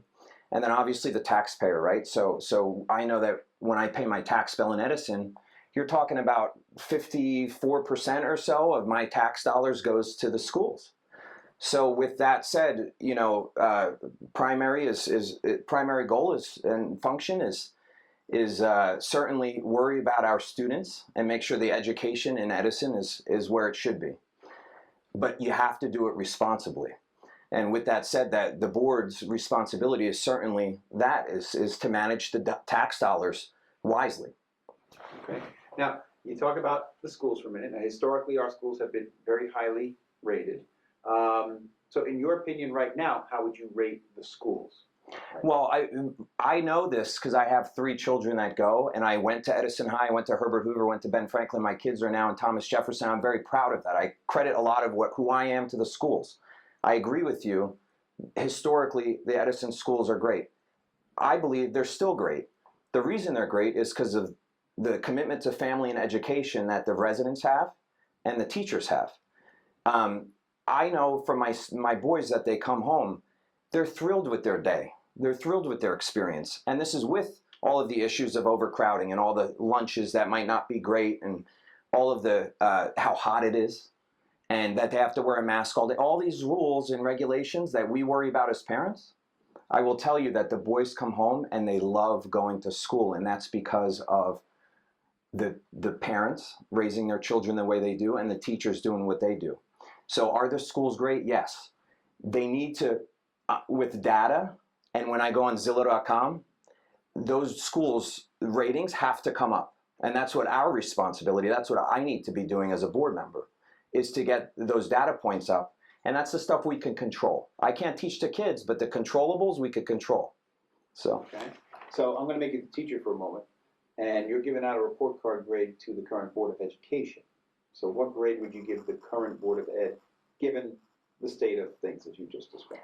That's an awesome question. So what I will tell you is that almost every issue that I encounter when I'm knocking on doors are issues that have existed for a long time. So let's just take overcrowding. The last school to be built, other than James Monroe, was 40 or 50 years ago, right? So for me to sit here and say that the current board isn't doing their job with overcrowding, well, that's not an indictment of them, right? This is a problem that's existed. That's not good enough. When I was in Edison High, if somebody had the foresight for 30, 40 years later for my kids to have a bigger Edison High, that'd be great, right? So I think it's the current board, to answer your question succinctly, is that they're trying hard, and this is a thankless job. I know how hard it is to just do what I'm doing in terms of getting elected, and I'm sure they're working their tails off. I do know that we could do better as a community. as an organization, everything, and I hope to be part of that. Okay. Knowing what you know about the current board and the way it's structured and the roles on the board, thinking of the board president's position, do you think that the board president's power should be somewhat limited or continue as it currently exists? So I have a strong opinion on this because I'm board chair of my business improvement district in New Brunswick, which is a significant position. I have actually a 33-member board. And my experience tells me that the way to succeed as a board is to focus on a committee structure that's very strong. There has to be extraordinary communication between the committee chairs, the board president, the administration, the public, the teachers. You know, if we have money being spent, we have curriculum that needs to be designed. The administrators, the principals, the teachers need to have a strong say in what's going on. And so I would say that the board president specifically, that role could succeed as long as the committee structure is fostered and nurtured. It takes a lot of work. And that could come with strategic planning, that could come with a real reorg, it could come with a newfound commitment. Let's stay on the committees as they currently are right now. Do you believe that the Board of Ed committee should be equally distributed among the 9 members? Or is it okay for one of them to have a lot of committees they're serving on and maybe a board member only have one? I don't want to put the cart before the horse, but say I got elected and say someday I was the president, right? So I think I would take a look at everybody's skill sets and understand that, you know, my running mate, for example, Brian Rivera, who was just here, he's an administrator in an elementary school. He's a vice principal. He's a wonderful guy, and he knows his stuff, his curriculum stuff. His skill set lends itself to being on that committee. So you should look at everybody's skill set, strengths. You know, I'm not worried about people's feelings and personalities. It's all about the students. So it's not about blending who can work with, you know, who wants to have a coffee and do a backroom deal. It's all about how do we get things done for the students? How can we make our schools the most efficient? So you take everybody's skill sets, you see who's on the board, and then you really do. And if that means somebody has the time and the energy to be on 4 or 5 different committees, I don't know what the numbers are now, but so be it. But there has to be a commitment, not only to being on it, but being an active participant, right? So everyone has to be poking, hey, when's our meeting? What's going on? What's, you know, once you get to the actual full board meetings that are on YouTube and everything, things should have been discussed 4 or 5 times over already. Sticking with the committees, one of the newer committees is this BOE Township Council Liaison Committee. From what you've seen from the Board of Ed meetings, has this been effective? I don't know. I mean, there seems to be a lot of energy through that committee to obtain Stelton School. And from what I hear at these meetings is that they are, there's a lot of people for that. You know, land is precious in Edison. We know that. We all sit in traffic. So for us, if we could obtain some land and then figure out what to do with it, and by the way, that takes the cooperation of the mayor, who we're going to have a new mayor this year. Town council will likely have new council members, right? And hopefully new Board of Ed members. That is from top to bottom. So that Township Liaison Committee is vital, but it takes more than that. It takes a very, very high level of cooperation from Town Hall to the Board of Ed. We have to look at, we're not the first ones doing this. We have to look at places, peer places with best practices like Woodbridge Township. How do they build buildings? They have a high level of cooperation with the mayor's office and the Board of Ed, and they get things done. We need to do the same thing. Edison has had in the past an appointed board, and it currently has an elected board. What's your thoughts on keeping it as elected or going to an appointed board? My opinion has changed. After doing what I'm doing, and I have to work really hard to potentially win this election, I believe it should be an election. And it forces you to go out there and talk to the public. And I can't imagine in any realm of reality that if I was appointed, no matter how qualified I was, I wouldn't have the experiences in talking to the public the way I'm doing now. So that's an easy one. I have changed my mind on that. You must have an election for this type of role. In the past, 2 decades, we've had several vacancies come up on the board for various reasons here. And every single time there's been a different way to handle that vacancy. What do you think the procedure should be for a vacancy on the board? It seems like that should be something in the bylaws. If there's bylaws and there's something written down somewhere that says how this is handled, then you follow it. I can't imagine the bravado of somebody like me that would get on the board and suddenly just say, let's do it one way when it's written down and this is the way. So, I mean, there's always an argument for rewriting things. And if that goes, with your elected officials and it gets through town council that they want to change the Board of Ed bylaws, so be it. But whatever is written down, it certainly shouldn't be one person's decision, right? Okay. Let's leave the board for a minute and let's talk about the money. For years, Edison has been underfunded from the state standpoint. But last few years, we have been getting an increase in funding, somewhere around $10 million over the last 3 or 4 years. So if you're elected, how would you propose using this extra funding to best benefit the district? It's a terrific question. We live in a really weird time right now, right? So our needs are very different today than they were 2 years ago. A lot of this funding, there's a lot of opportunity to obtain funding too, which is nice because if you have somebody really working hard to obtain grants and find money that maybe isn't so apparent, there's a lot out there to fix problems that you probably never imagined being able to fix. I think from a immediate need, there's some quick fixes, and then I think that there should be some investment in planning for the future, right? So we have immediate needs. For example, the school lunchrooms are too crowded. We don't have buses. We simply cancel bus routes. Our teachers simply don't have a place to do their prep period. There's no areas where teachers can go in a cubicle and do their work or have a semi-private meeting. These are all shared spaces for the teachers. We have to start thinking about the future, right? So we think about how do we get the students separated in the lunchroom today, but then how do we think about, all right, well, a couple of years from now when we're attracting talent, we want the best teachers. Well, come work for us. We don't have air conditioning. It's super crowded. You only have shared spaces, and if you need to use the restroom, you got to wait online and everything else. That's not a really good way to attract talent.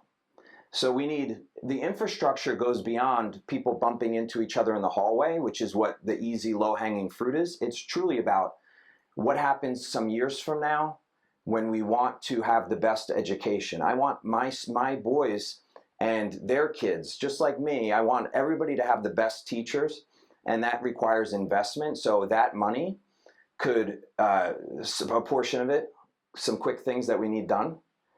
And I think long-term planning requires investment. So that's where I go with that. Okay. Now, we know one of the big issues in the district that the public has called for it. We had it once, we don't have it now, is full-day kindergarten. So if you're elected, how can we make this happen? What do we need to do to bring full-day kindergarten back to us? Well, I experienced it. I had to send my kids to private school in kindergarten because it's difficult to work.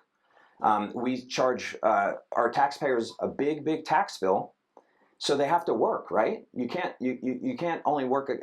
Half-day kindergarten's a 2-hour day or something like that. By the time you drop the kid off, you have a cup of coffee and you come home, or you have to go back. So we need space. So I've heard that Stelton is on the table in terms of a place that could be a full-day kindergarten. Does that make sense? I don't know. There should be studies. There should be people that are very smart with this stuff. There should be, obviously it's very geographical. Certainly, though, it all boils down to space. So we have a space issue with overcrowding, but now we're talking about something that would like to be offered that we cannot offer. So, for example, it's not just kindergarten. It's more AP classes. It's more labs. It's more ways we can get the teacher-to-student ratio to a point where the teachers and the students both win out, right? So all of these types of things boil down to infrastructure, which we already discussed hasn't really been put a dent in 40-ish years. So there's got to be a better way. Kindergarten, vital. Referendums, we've put up quite a few in the last 2 decades, and the only one that has gone through is James Monroe after the fire. Why do you think they continue to fail in Edison? Well, I mean, there's a communication thing where I know everybody that was involved with the last couple of referendums that failed. They worked like heck to get the communication out and send the message in. The messaging was right, but the taxpayers spoke. We went back at them with another referendum that wasn't that far off from numbers-wise. People don't really look at much else besides the actual number. So when they see it, it's very difficult to expect them to suddenly click yes when they had recently clicked no, right? So, you know, I'll go back to our peer, our closest peer, which is geographically Woodbridge. They use what's called a pilot program to build things. So that's that stands for payment in lieu of taxes. They have this excellent program, but that requires a lot of cooperation from town hall to city council, town council, to the Board of Ed to be able to use those dollars. And is that something we could do here? I hope as a board member I could look into it. And certainly we're not the first people that need to pass a referendum, build things, and spend money. So we have to figure out how everybody else does it. So obviously we need to build. Yeah. We don't have the space, but we are at critical mass in several of our buildings right now. How do we immediately relieve some of that? What are your plans? What would you like to see happen? Because any type of building is going to take time. Well, I mean, you're 100% right. And most of the quick fixes are Band-Aids, right? So in the last board meeting, we're talking about renting tents so the students could have a place to eat and spread out. Is that a good idea? Well, of course it's a good idea because you need a tent, but it's also going to be 20 degrees soon. And is it fun to eat a sandwich, when it's 20 degrees? There's no quick fixes, but the immediate fix needs to be somebody needs to have the wherewithal.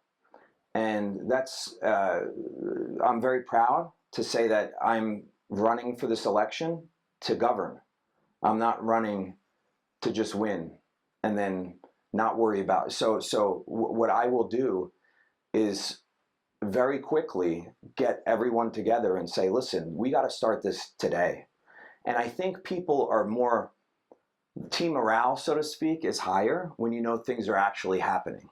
It's when there's a long period of just nothing happening where people get dejected. Last question for me before we send you to the lightning round here. Do you have any conflicts of interest that would preclude you from voting on any issues on the board? Yeah, I'm proud to say for decades, my entire family except me, is in education. My father was a teacher. My mother worked at Edison High School under Frank Cangelosi and then Steve Preville and Ben Franklin as an administrator. She's retired. And I have my immediate family, my wife, my sister, everybody. It's empowering in my mind. I have a business background. I don't have a lot of time to go on and on about my business acumen, right? Or my other credentials. But what I will tell you is it's a rare opportunity for the district and you guys as union leadership to grab onto somebody that has a high IQ when it comes to being pragmatic and using a ton of common sense to solve problems, but also has a lot of education knowledge. I don't know if it's osmosis, but I got it. So, and if I don't know it, I don't have an ego where I say, I don't know, we'll find out, we'll figure it out. So yes, the short answer is yes. Follow up on that. Being that there would be some things that you wouldn't be able to vote on. How would you advocate for something that you truly believe in, even though you can't vote on it? Well, I mean, I've been advocating for, I don't know if I'm going to be voting on anything because I don't even know if I'm in. And I've been advocating and walking around the neighborhoods and talking to everybody about how wonderful the Edison schools are. And I think I'd be a great person to help run them. make sure they're run, not run them. And, you know, having the three boys, having my three sons that are in, and being a product of the Edison School District, and, you know, I mean, it's a natural fit, and I don't see any conflict. And if anything, my advocacy for students and for teachers couldn't be more strong. And understanding that where that meets in the middle, that synergy is going to be powerful. And whether I vote on it or not, it doesn't mean I can't put my 2 cents in, I'm sure. So we've made it to the lightning round. Oh boy. The expectation is one-word answers or very, very short answers. The first couple of questions are yes or no, but then there'll be short answers after that. So the first yes or no question, should staff have a role in curriculum choice? yes, Do you support a mask mandate? yes. When budget cuts are necessary, what is your number one priority to keep? That wasn't yes or no. Yeah.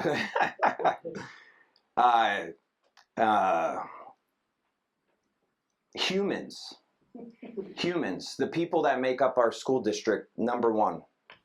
Okay, we have a couple of questions that have a ranked kind of choice. Overcrowding is an issue, so I'm going to ask if you could rank the following by their most immediate priority: acquiring land, new construction on existing grounds, or bringing in trailers or modulars. My part of the goal would be to do something sooner than later. I'm guessing new construction on existing ground would be a quicker solution. Thus, I will make that number one, acquiring land number two, and modulars very far down the list. We could do better than that. Our version of renovation is not a trailer. And one more ranked question related to the role of the Board of Education. We'd ask you to rank the following according to their importance when making Board of Ed decisions: the taxpayer, parents, staff, and curriculum students, kind of as one broad category. So many of these overlap. I've said it a few times during this meeting that curriculum and student and staff, meaning how to make things the best they could ever be and maximize student achievement, that's 1 and 1A. Obviously, parents and taxpayers overlap. And I would have to say 2 and 3, but that's 2 and 2A. I mean, those are all very, very important. That's one thing. There's synergy between everything, and there's no silos. That's a pretty tough one. But students number one. What do you see as the number one strength of Edison Public Schools? It's easy. The community. The community is so engaged. I know I go to a PTO meeting and there's 50, 60 people there. They ask for volunteers at John Marshall for whatever they're doing, and there's a ton of people volunteering. So it's truly the sense of community and valuing family and education. That's a long answer. I know you don't want that, but that's how I feel. I'm very strongly about that. What is its number one weakness? Because of what I just described, the governance can succeed even when they fail. I'm going to ask you to finish the following sentences. Every Board of Education member must only answer every single dilemma with what's best for the student. And every Board of Education member should never worry about themselves or special interests. They should worry about the students. Last question. If you were given a choice of committees to serve on, what would be your number one choice? Certainly the finance and facilities. So that's a committee, right? Finance and facilities. Yeah. All right. Mr. Schneider, thanks for being with us tonight. Thanks for your thoughtful answers. We're going to give you the last word, so you've got 1 minute for a closing statement. Thank you. Let's see. As you have heard, right? So I really do think it's time to change and challenge this status quo, right? So as a taxpayer, as a parent, as a concerned citizen, as teachers, as union leadership, any stakeholder needs to challenge what's happening in our schools. And I've decided to do my part, right? So I'm trying to earn my way to the board, the good old-fashioned way, which is basically reminding everybody who I am, my neighbors that maybe I don't say hi to as much, reconnecting with lifelong friends that I've known my entire life in Edison, and but most importantly, energizing the people that I've met while knocking on all these doors, asking them what's going on in your world, and how can you possibly consider voting for me. So I encourage all membership to reach out to me and challenge me, ask me similar questions, get to know me, and most of all, hopefully support me, right? And support the effort that I have here in making the Edison schools just great for our children. So thank you. Mr. Hahn, thanks for joining us tonight. Good evening. Thanks for having me. TDA. We're going to give you the opening statement. So why don't you take a minute and introduce yourself? Yeah, so for those of you who don't know me, my name is Keith Hahn, born and raised in Edison my whole life, went to Edison High School. I was a police officer for 25 years, recently retired. My wife and I, Liz, we still live here. We have a 13-year-old daughter, a 10-year-old son. And I'm back here after 4 years. I ran 4 years ago with the support of your organization. And unfortunately, the issues have not changed. I'm talking about the same exact issues that I talked about in 2017. And not only haven't they changed, they've probably actually gotten worse. So here we are again 4 years later. I think I had the right plan. And we put the right team together in 2017, and I think we've only improved upon that in the last 4 years. So I think we have a good plan, and we're ready to move forward. All right, great. Well, I'm going to jump right in and ask you about what role do you think that the mayor should play in Edison Public Schools? So up until this point, the mayor really has played no role in Edison Public Schools, and I don't think it hasn't worked to this point. I really believe that you need the mayor, the superintendent, the council president, and the Board of Ed president to get in a room, be on the same page, work with the union president as well, and come up with a plan. And you can't just roll out a referendum and expect people to pass it. You have to go out and present it and tell people, here's the problem we identified, here's the solution we came up with. And you have to go out and have town hall meetings, and you have to meet with people. You can't just put a referendum on the ballot and expect people to pass it. So I think the mayor's role as the CEO of the township is to work with and take some accountability. Right now we have everybody wants to pass the buck and say, oh, that's the Board of Ed's responsibility. Well, that's not doing the teachers any good. It's not doing the kids any good. So you need to take accountability, and you need to work with the Board of Ed and the superintendent to fix the problem. Because everywhere I go, I've knocked on thousands of doors and talked to thousands of families. And the two biggest issues in town are overdevelopment and overcrowding in our schools. And I believe the two go hand in hand. Okay. Now, along those lines, there is this relatively new joint Board of Education Township Liaison Committee, which you're probably familiar with. Sure. So I'm wondering your opinion. Do you think this committee has been effective? And if yes, why? Or if no, why not? What can... I think it's been extremely ineffective to this point. I mean, we have the Stelton School that was the recreation center that was closed 4 years ago. And my understanding is the Board of Ed wants it back, and the council's not willing to give it back or provide it back. And you have certain council members who are on that committee right now. They play politics. Let's be honest. It's Edison, and local politics plays a factor. People are more concerned with jockeying for their next position or their own status in their party than they are doing the right thing. And I think we just have to get back to do the right thing, let the chips fall where they may, and the people will respect you for it. And I think ultimately they'll appreciate it. Okay, so in the event that we have Mayor Hahn on January 1, how do you reimagine this committee, this liaison? So I like I said earlier, superintendent, mayor, council president, and Board of Ed president get in the room. You have to include the union president because, I was a PBA president for a good part of my career and delegate. And one of the mistakes I think leadership or management always makes is they get in a room and make a decision, and then they go to the union afterwards and say, hey, this is what we're going to do. And that's a recipe for failure. Because when I was the union president, when management came to us and said, hey, this is what we're going to do, the response was, you couldn't talk to us first. You couldn't bring us into the conversation. So I think you bring all them stakeholders in, you come up with a plan, you get everybody on board, and then you get them all committed to seeing it through and presenting it to the public. Over the years, Edison has had both an appointed board and an elected board. Currently, we're on an elected board. Is this the best option for Edison?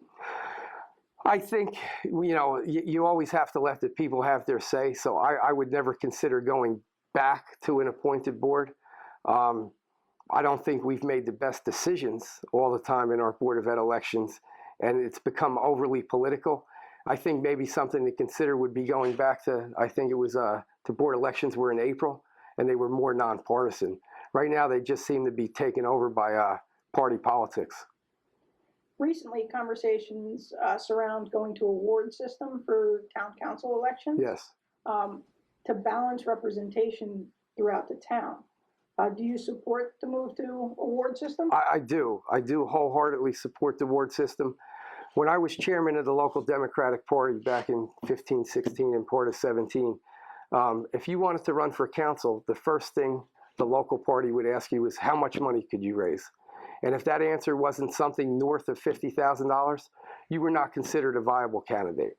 So and in return, we haven't had much representation from South Edison. The other thing with the ward system is, if you have a ward council person who really works hard and knows their neighborhood and knows their neighbors, they know they're going to get elected. It gives them the independence to speak up on issues that some others might be afraid to. So I think the ward system here would be a good thing. I think it would give some council people independence. I think it would also increase the council from 7 to 9 members. I think the proposal out there right now is to go to 5 wards and 4 at large, which I agree with. It would be similar to the police districts. And the recent census has it at 108,000 people, which would put every ward would have to be within 2% of one another. So I think that would we would be somewhere around that 22,000 person range per district, which I think is manageable. That gives somebody a district where they could go out, they could talk to their neighbors, and they could talk to their constituents. I'm doing it now, running for mayor. I started in the beginning of June, and I haven't gotten through every district and haven't knocked on every door. And I'm out walking every day from 3:30 to 7:30, and on the weekends from 11 to 7:30. So it's a big town, and it's a lot to cover. And I think it's a better way for people to reach out and engage with the community.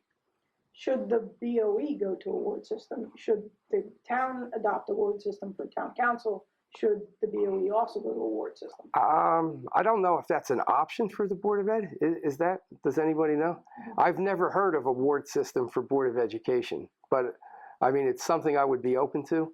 I mean, I wholeheartedly support it for the council, but I'm not familiar with any Board of Education that has Board of Ed seats. Okay. Okay. Coming back to schools, and obviously the biggest issue, you mentioned it earlier, overcrowding. Yes. We know that this is critical. Can I have a sip? Is this okay? We know that, and everyone in the town has an opinion on whose fault it is, on why we have the overcrowding. Everybody has a different opinion. So I'm going to ask you yours. So what is it that you think caused this overcrowding problem? Is it a failure of a long-term plan on the part of the Board of Ed? Was it a failure on the part of the township? Was it a lack of cooperation? Just in your opinion, why are we where we are right now? I believe it's the inability of the elected officials on both the municipal side and Board of Ed side to take responsibility and be held accountable. Everybody wants to pass the buck. I think over 10 years ago, they did a study on how many kids were going to be in the school. They predicted almost to the number how many kids were going to be enrolled 10 years later. Yet they did nothing over that same 10-year period. I was here in 2017 talking about the overcrowding issue and how imperative it was to do something. They've done nothing since then. It's not fair to the kids. It's not fair to the teachers. So I think the number one thing is the elected officials not being willing to be held accountable and actually do something about it. Okay, so as mayor, how do how do you address the cause of the problem first, what you were just talking about? So overdevelopment is a big part of the problem. So everywhere in town where they're knocking down a small 2-bedroom house or 3-bedroom house, they're putting up 2, 4, 5-bedroom houses. You know, taxes are high, so seniors are leaving. You got a young family moving in with 2, 3, 4 kids. So it has to start with the overdevelopment. Now, everybody will tell you can't do a moratorium on building. The people I'm talking to, I don't necessarily know that that's true. You can do a moratorium on building for 6 months for a public health crisis. And I think the overcrowding in our schools in the middle of a pandemic does rise to the level of a public health crisis. You look at the schools, I've seen pictures of Edison High, J.P. Stevens. I mean, you can't fit another kid in the hallway. So in the middle of a pandemic, I think we can put a 6-month moratorium on building right out of the gate. And that's going to do a couple things. Number one, it's going to send a message to the builders that they're not going to get a free pass and they're not going to get everything approved anymore. Number two, it's going to send a message to the people in town that we're taking this serious and we're actually trying to resolve the problem. So that would be the first thing to do, is address the overdevelopment. Okay. Now, you said earlier we were talking about the liaison committee and those that need to be involved, but I'm wondering if we're looking at school overcrowding. Would you involve other committees in town, other boards, other organizations to be part of this? I know you mentioned, for instance, a health issue. So, would the health department be part of this task force almost? The health department would have to be, and I also would like to get the chairman and vice chairman of the planning and zoning board involved, because I think they have to be part of the conversation. A lot of the projects that are being passed in town, I'll give you an example, the 23 townhouses at Charlie Brown's. They're requesting a use variance. The town has no obligation to grant them a use variance, and if it's approved, the developer doesn't have a very good legal ground to sue and get that approved. So a lot of these projects that are being approved, they don't have to be approved, yet for some reason the planning board and zoning board continually does. Okay. And speaking of planning and zoning, should the impact on schools be a top priority when they're considering some of these projects that they're considering? So unfortunately, everything has to come back to the municipal land use law, and they're not allowed to consider the school. But at the same time, they can be cognizant and aware of it and not approve some of these projects where there are other reasons and other factors not to approve them. Okay. And then just thinking townwide, apparently to what I understand, we are behind in affordable housing. Yes. So what are your views on new construction, especially as it relates to affordable housing here in the town? So I'll just address the new construction that's going on Truman off of Kilmer right now. John Marshall, I think, is at 1,000, 1,100 students. You cannot fit another kid in that building. There's not another grammar school anywhere in sight for those kids to go to. So when they put up those additional 300 or 400 units, I have no idea where those kids are going to go. They're going to have more trailers. I just don't know where they're going to go. So yes, it absolutely has to be addressed, and it has to be a global plan where the mayor, the planning and zoning board, and the board of ed are all on the same page. Right now we have too much divisive politics, and everybody's too busy blaming one another. Let's switch to how Edison is seen. Edison is the 6th largest municipality. We lost a spot to Lakewood, apparently. But we don't act like a major city. There's a lack of public transportation. We have outdated parks, lack of recreation centers, senior centers. Major highways and roads prevent easy walking access to the current recreation center, Minnieville, on the north end, and Edison Senior Center, south end on Woodbridge Avenue. What are your plans to make the services we already have more accessible? And then what are your plans to add to these services? So the transportation component is, as we've continued to grow, we haven't added any additional roads. We haven't added any additional walkways. And I live down in the south end off of Central Avenue. So I'll use the example of John Marshall and the train station. That traffic is backed up so far during the day. There's property there to put a walking path so that people could get down to synagogue, so they could walk to school, maybe not have to drive additional traffic. There's property to put an additional driveway in so that parents aren't waiting. And I'm using the one example of John Marshall because of time constraints. You could go to just about every school in town or every public building in town, and the issue is the same. You can't go from a population of 60, 70,000 to a population of 108,000, which we are now, without providing any additional roadways. You have 27 with Amazon. We now have 5 Amazon warehouses that are almost 4 million square feet in space. You see Amazon trucks all over town, but we didn't put the entrance ramp onto 287 off of Route 27. We also need one over on this side on New Durham, so them trucks don't have to go down to 27. It's something that has to be addressed. It's going to be a big picture plan, but I think if you get everybody on the same page working together, you could. A lot of it is just common sense stuff. So, as I said, currently we only have one rec center, and we only have one senior center. For a town this large, especially because Metuchen's right in the middle of us, should we have more of these places throughout town? Yeah, so in 2017, the mayor came out with a plan to build a $70 million rec center at the Ford plant. I didn't agree with that because if you're a kid that lives up off of Inman Avenue and you don't have a parent to drive you, that rec center might as well be in Monroe. It's never going to be accessible to you. I think a better plan is to put 4 or 5 smaller centers, a gym, a weight room, maybe some ping pong, pool table, where kids could ride their bike and walk to and actually access it and utilize it on a daily basis without worrying about rides and parents taking them. So that's something that the cost is not, it'll actually be cheaper than a $70 million rec center because you won't have the ice hockey ring and the pool, just the basics. I think we got to utilize the resources we have and get the basics right before we start talking about hockey rinks and pools and everything else. Tapping into grant money would definitely help offset the cost to taxpayers, and we've seen some of this in neighboring towns who've gotten either county grants or state grant money, and they've put up facilities that the kids have used or the public in general. How do you plan to make sure Edison is part and parcel to getting that grant money? So I've spoke to the county commissioners, and again, this goes back to when I was the Democratic chairman in 2015. The county will pay for 50% of any recreation project in town, 50%, whether that's 500,000 or 25 million, they'll come up with 50%. And when I asked Commissioner Tamaro why that hasn't happened yet, he says the town just hasn't asked. They haven't come up with a project.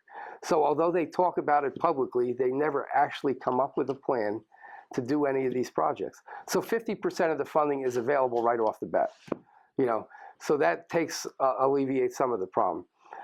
Another thing is by working with the schools and utilizing some of these recreation components for space for after school activities, I think we could, there's a lot of shared stuff we could do with the Board of Education. Speaking of shared services, whether it's town to town or from BOE to BOE or town to BOE, what are some of those services that we could? So I always say, the town has a $170 million budget. The Board of Ed has a $280 million budget. We don't have to talk about sharing services with Metuchen or Highland Park. We could share services with one another and see significant savings. If the Board of Ed in Edison was a municipality, they'd be the 4th biggest municipality in the state, and the town is the 6th. So we could share, we could share services with one another. IT, buildings and grounds, maintenance, even health insurance, if done properly. I'm not saying we're going to affect anybody's health insurance, but like I said, I was the PBA president. I negotiated 3 contracts with our health insurance. And if you got all the stakeholders to the table, there's significant cost savings in a lot of those areas. The public has gone to the mic at Board of Ed meetings routinely over the last couple of years to get more and more access to the schools for activities, for use of the fields, youth basketball, using the gyms, even classroom space for cultural example there. There's a clear need for more for the public, and they keep coming to the Board of Ed for that. What are your plans to better meet the recreational and cultural needs of the public from the town side? So I think we got to update. If anybody who has kids that travels to another town for activities sees the facilities that other towns have. My daughter plays softball. We went to Carteret over the summer. They had 5 turf fields, a center with a batting cage. Carteret's a town of 20,000 people. We're a town of 108,000 people, and we have nothing similar to that anywhere in town, never mind just one side of town. So I think the town needs to do a better job of providing fields, facilities, to alleviate some of the crowding in the schools. You know, you look at the high schools, you can't get any gym time at the high schools. You know, you have boys, freshmen, JV and varsity basketball, girls, freshmen, JV and varsity basketball, volleyball. You know, so by that time, it's 10 o'clock at night before those kids don't even have time. They're fighting over gym time there. So I don't necessarily know there's much time available in the schools, you know, maybe on the weekends or Sundays or something like that. And we should utilize whatever time we got, but we need to build more spaces. Space is the #1 commodity. I think it's something that we can do. We have the areas, we just have to make the commitment to upgrade them. Should there be more cooperation between the town and the Board of Education for things like field trips or the use of parks? We have, you know, the light tower here. Should that be a field trip? You know, should there be cooperation? 100%. And there's been a disconnect for far too many years. For the past 8 years, we haven't had a recreation director. We have an acting recreation director. And that's one of the things I talk about on my 21-point plan is having a full-time recreation director. When that stuff is lacking, you only have to ask yourself, why? Because there's nobody in charge. And there hasn't been for 8 years. And I think that's really a disservice to our kids. You mentioned the 21-point plan, so let's think about your master plan of things. Where do school issues fall within your list of priorities? So I was a juvenile detective for most of my career, so the schools are at the top of the list. You know, when people talk about their property values, people move here because of the schools. The schools are good because of the teachers and the students, despite the governance. You know, I think the average SAT score at J.P. Stevens is somewhere around, and correct me if I'm wrong, but 1350, right?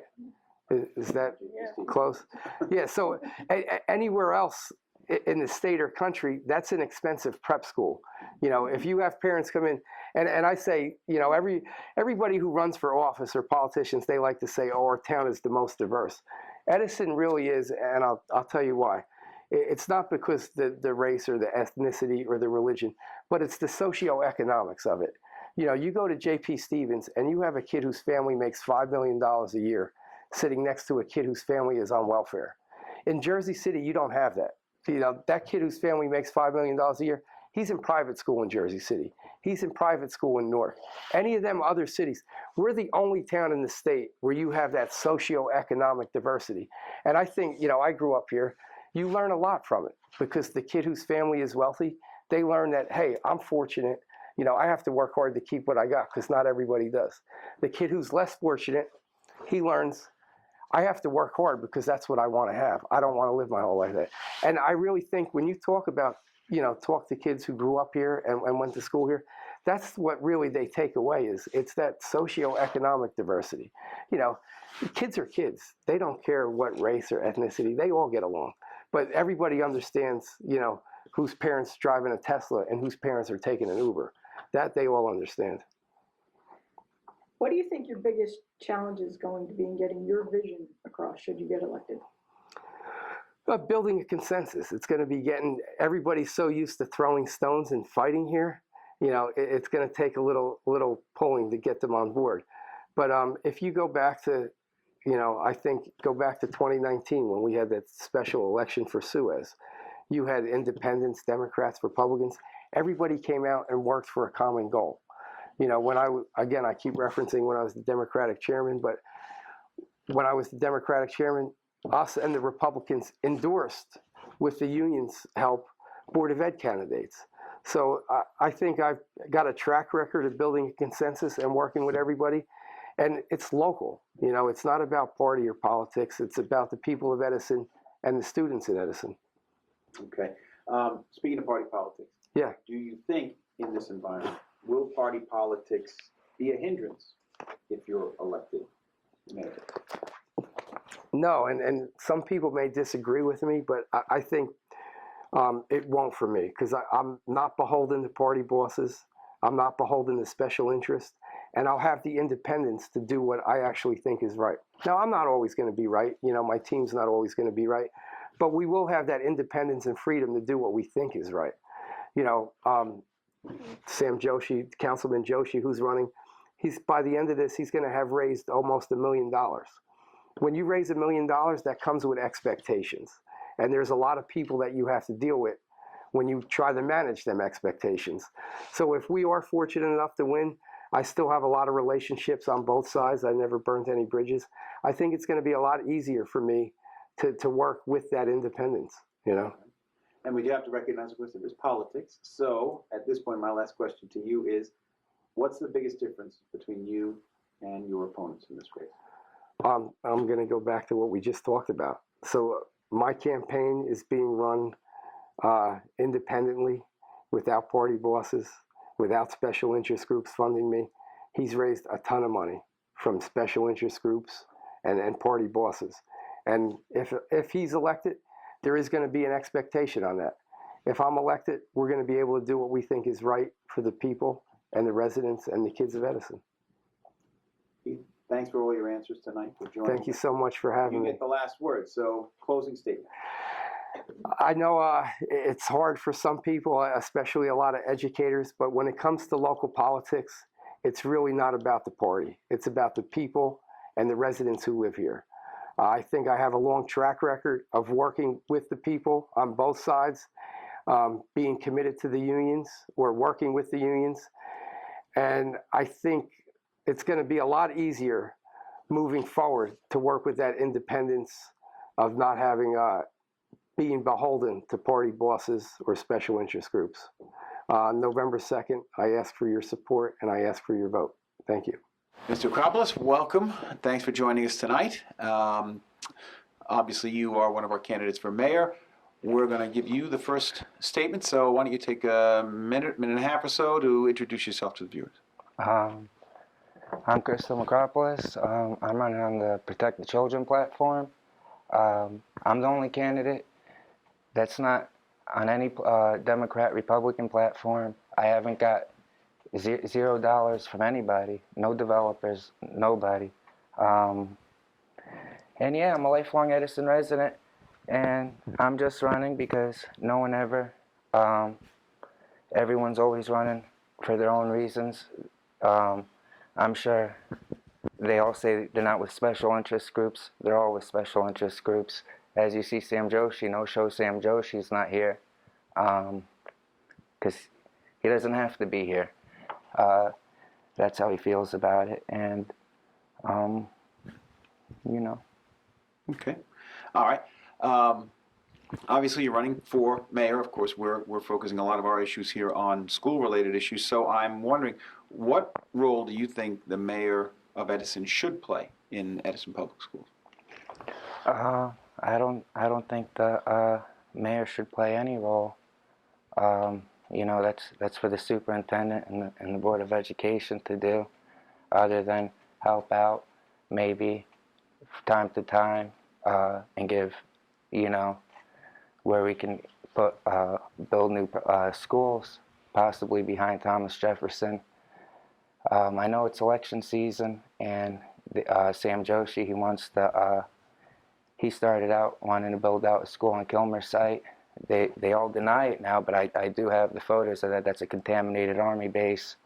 Mr. Hahn was speaking about, and others, about reusing an asbestos-filled building. I'm the only candidate that refuses all of that, and I'm not going to come out and, you know, say something good.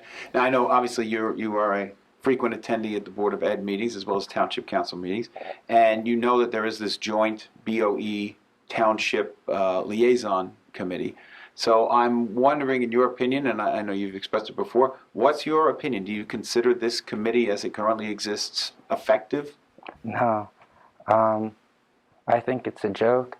I think the representative of this committee, every time this representative shows up, and we all see it every time, it's always this small group of people going after Mohan and then Mohan's group of people going after them. It's absolutely disgusting. Before the general election, it used to be Sam Joshi and Hans people all together. Now you kind of see them, you know, splitting apart. I'm the only one who, I go after everybody. I hold them all accountable. That's why I'm running. And it's time more people need to run. More South Edison residents, especially in the Board of Education. Because what you see every year, you'll see the EDO put out their candidates, and then you have the Republican committee endorsing a completely opposite candidates, and they'll always be the less qualified. It's just a game. It's time they stop interfering in the Board of Education, and because it's supposed to be non-political, and that's how I feel about it. All right. So now, if you are to win and you're elected mayor, and clearly this committee right now you feel is not effective, it's not a real committee, how would you reimagine it? You'd be the mayor. How would you want to reconstitute this committee? What could we do to make that committee a more useful committee for the township and the Board of Ed? Be behind the scenes, and absolutely, it needs to be behind the scenes, and the mayor and the town council people need to be there and say, what help Board of Education do you need? Stop every time saying you guys get 60% of the budget and we shouldn't help you out at all, and because that's what it basically comes down to. And no, whatever promises you heard from Sam Joshi and Keith Hahn, no promises at all. This is the same EDO chairman that endorsed Sam Joshi, that helped create Sam Joshi, and absolutely disgusting. That's why I'm running right now. There's not even a real Christian conservative to run. There's not anyone that defends the South Edison residents ever, and that's why I'm running. Okay, let's stay on the topic of representation for the town for a little bit here. Edison in the past has had an appointed school board, and it currently has an elected school board.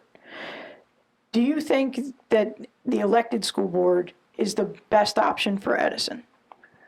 You know, after looking at it the past few years, especially here in Edison, where the demographics changed quite drastically, you know, I'd be more comfortable having the professionals look over people's resumes. You know, people might hate me and say, hey, you know, because they're going to say I'm anti-democratic. But no, I'm going to go, and on this, in this town, I don't think the best thing is to vote on Board of Education candidates, especially when the people that are voting, they're not educated on the issues. They'll either vote party lines or they'll vote for ethnic backgrounds, and that's absolutely disgusting. They never go for who's qualified. And if it was up to me, I'd have you guys pick. Last time we had the BOE appoint someone, and look at the mess that made. You know, if it was in my control, I'd have this room pick the BOE members. Okay, for the town, recent conversations have surrounded going to a ward system to make it more balanced, and you have brought up the fact that South Edison is underrepresented.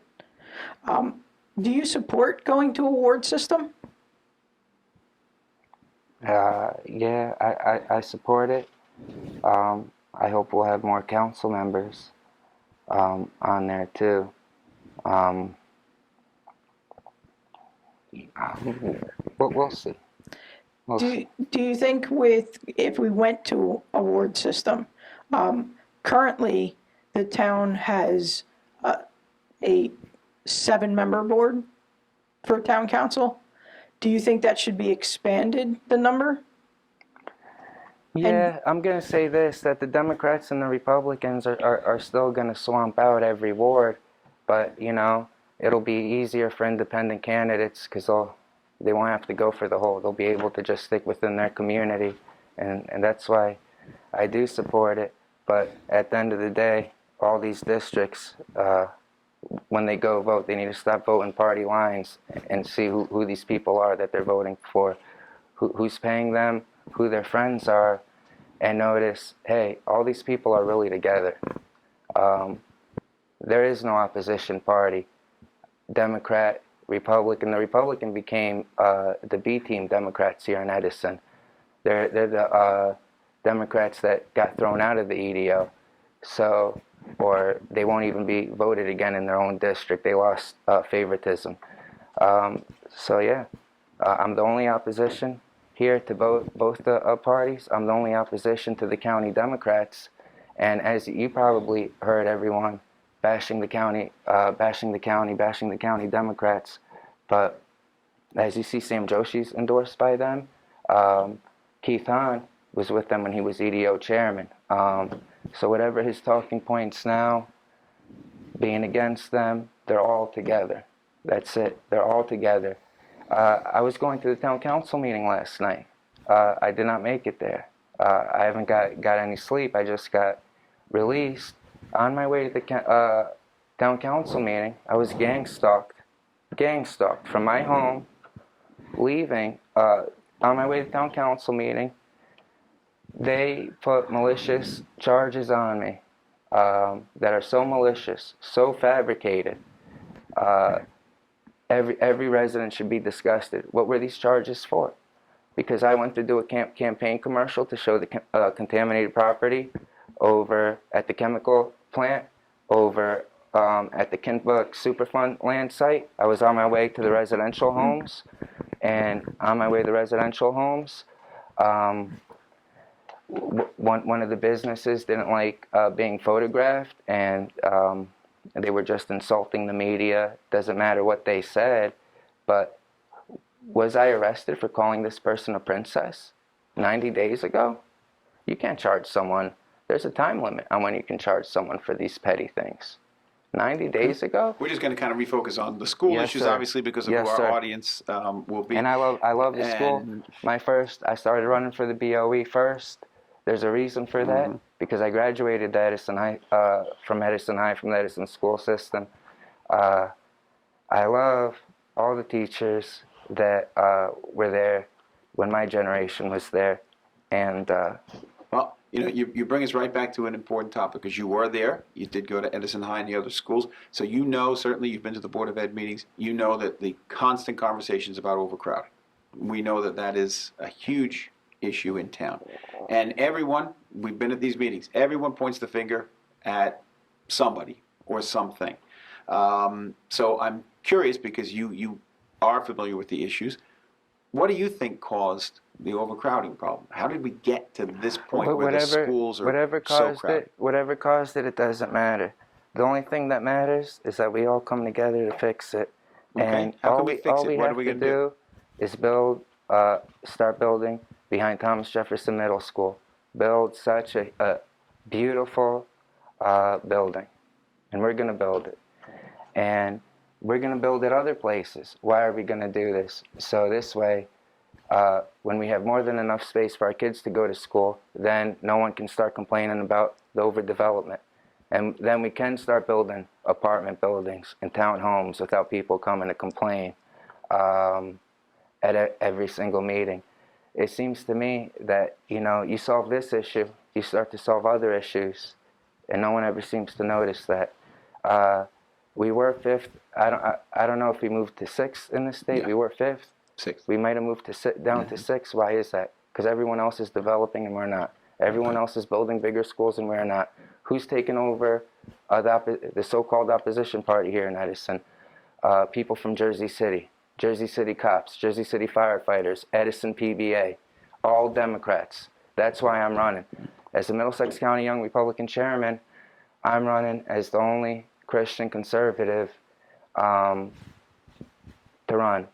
It's my opinion, that Keith Hahn, he should have ran in the Democratic primary where he belonged, or he should have ran as an independent. Since that didn't happen, here I am today. Okay.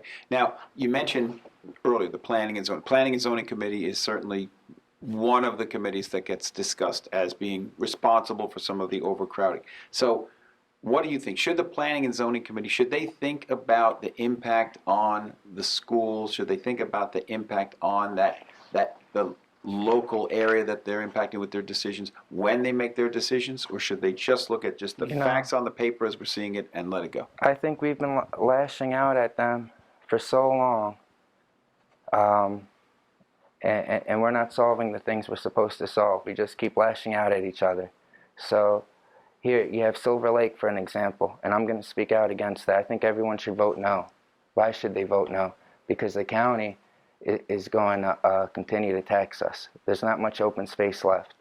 That place right there that Sam Joshi said he wants to build a kid's playground is contaminated. When he did his commercial, his live stream, all he had to do was walk 5 feet and see signs this big. It's contaminated. And absolutely disgusting. We have a park right down the street. He wouldn't know that because he's from North Edison. That place is zoned only for warehouses. You know? It's only zoned for warehouses. So, you know, either, what are they going to do? I think people need to be more educated on where the places they moved into, and stop complaining about all these little things when we have residents being targeted. There's mental illness, there's suicide, we have opioid epidemic, and there's so many more important things. And obviously, you're passionate about this community. We sense that. And one of the things that I think is pretty obvious in Edison, we know that we're behind in the whole affordable housing endeavor here in Edison. So what are your views on that? What should we be doing to create more affordable housing? We need more affordable housing so this way, and we need the taxes to go down so this way the lifelong residents stop moving to Pennsylvania and Florida, and we get to keep the people we have, and we have stopped having these new people move in, rich people move in, that they never cared about the community. They know nothing about the community, and all they know is to vote people based on racial and ethnic backgrounds. Absolutely disgusting. I'm the only person who's ever going to say the truth about any of this. Why is no one on the Republican side coming out and saying any of this? Why? Is it because they joined forces with Sam Joshi during the primary? Is it because Keith Hahn recruited Sam Joshi's best friend's sister, Pai Almeida, to keep a real Republican off the line? To put a Democrat on the line just because they need an Indian or an Asian because one person thinks it'll make the whole ticket better? We need to start running real Republicans. We need to start running real South Edison residents out here. We need to stop bowing down to the Democratic Party and stop having your own selfish agendas and either be real or just please move on. Because it's only going to be your lies and deceit can't go on any longer. Between people that are going to vote for Sam Joshi, shame on them. Every one of them. Shame on them. Why are they going to vote for him? Because he comes out in a suit, because he looks good. Absolutely disgusting. And those that are going to vote for Keith Hahn are even worse. Even worse. And that's all I have to say on the matter. Okay. As you said, Edison is the 6th largest municipality in the state. And it used to be the 5th. It used to be the 5th. Lakewood has surpassed Edison. But if you look at the top 4, they're major cities, Newark and so forth. We don't act like a major city. There's a clear lack of public transportation. We have outdated parks, lack of recreation centers, lack of senior centers. We have major highways and roads that prevent easy walking across to the current recreation center in Minnieville on the north end or the Edison Senior Center on the south end on Woodbridge Avenue. What are your plans, if you should be elected, to make the services available to more people, make it more accessible? That's why I'm running, because I'm going to do exactly that. More services, everything. It's a shame. On the south side, we don't even have a rec center anymore, and the rec center we did have was filled with asbestos. We allowed kids to be in there knowing how bad it was, And even young kids on probation, that's where they had to go, right there at the Stoughton Rec Center. If they plan, and there's been a lot of discussion to, fix that building up, no, you have to destroy it, completely destroy it. They want to remediate, no, you destroy it. And that's it. And why use the same building? That building was made at a different time. Everything we need has to be bigger, more kids. And this is just, we have zero integrity people that don't know what they're doing here in Edison. Do you think that it's okay to just have, let's say, one rec center on the north end, one rec center on the south end? Or because of our population, do we need more throughout the different, neighborhoods? Well, we have 2 libraries, I don't mind having 2 rec centers. You have to have something that's close to the people that live there. So this way they can go to these facilities. It has to be walking distance, at least ride your bike close by. You can't have one. We're a very big town.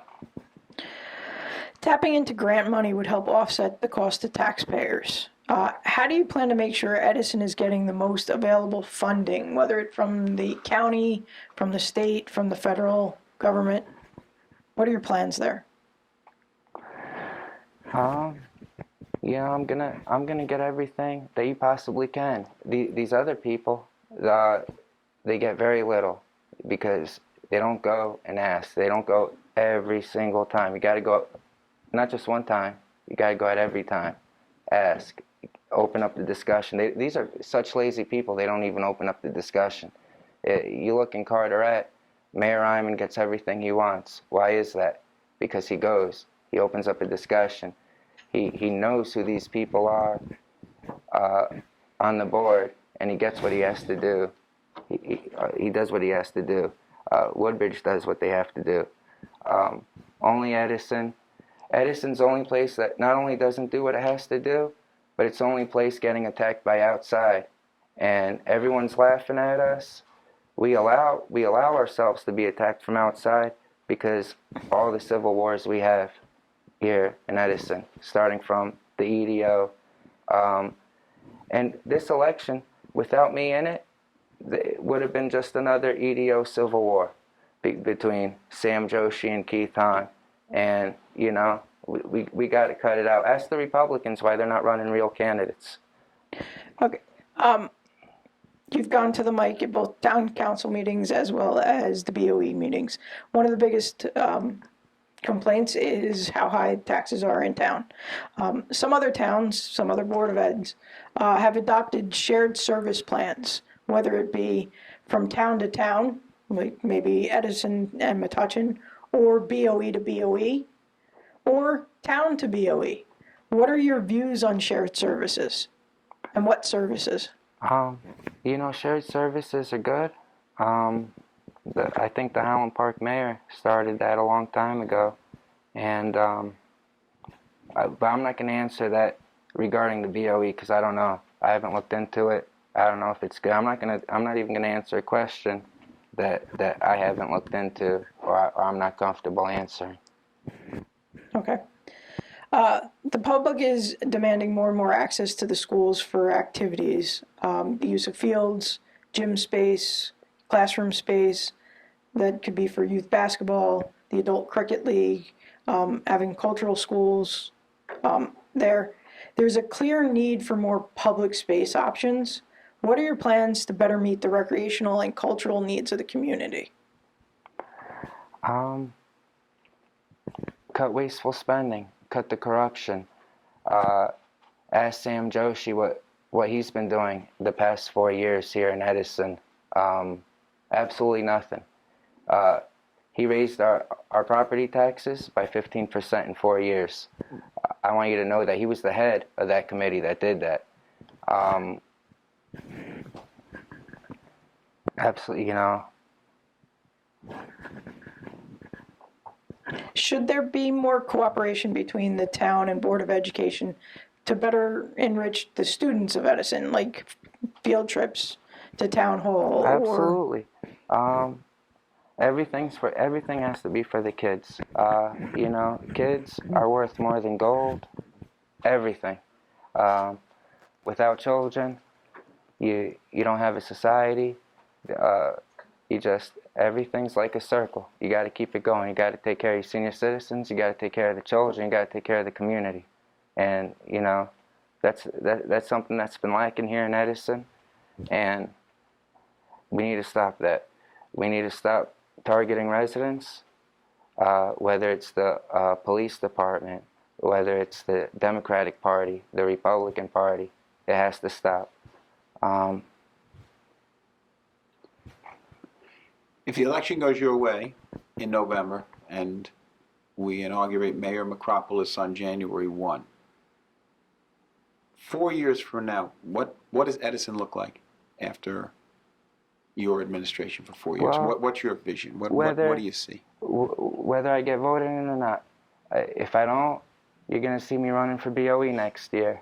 I'm the only one that's going to keep coming back and keep running.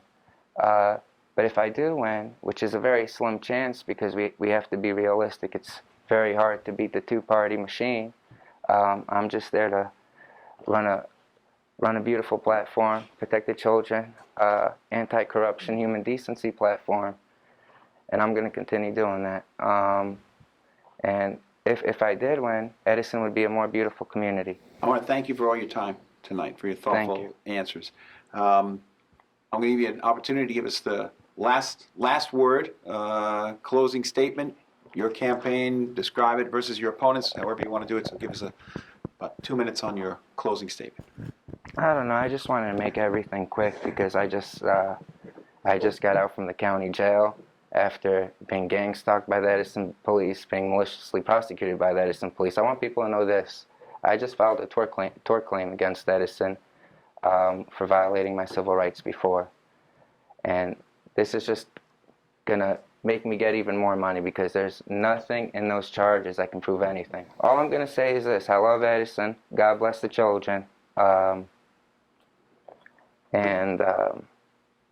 You know, God bless America. And that's it. I love you. I love everybody in this room. I love the teachers that were there for my generation. And I don't know if they're the same. A lot of them are still there. Some of them are still there. But, you know, that's it. I really want to, I wanted to give you more, but I really want to get out of here, you know, as I just got out. And well, thanks for giving us what you could. We really appreciate it. Thank you.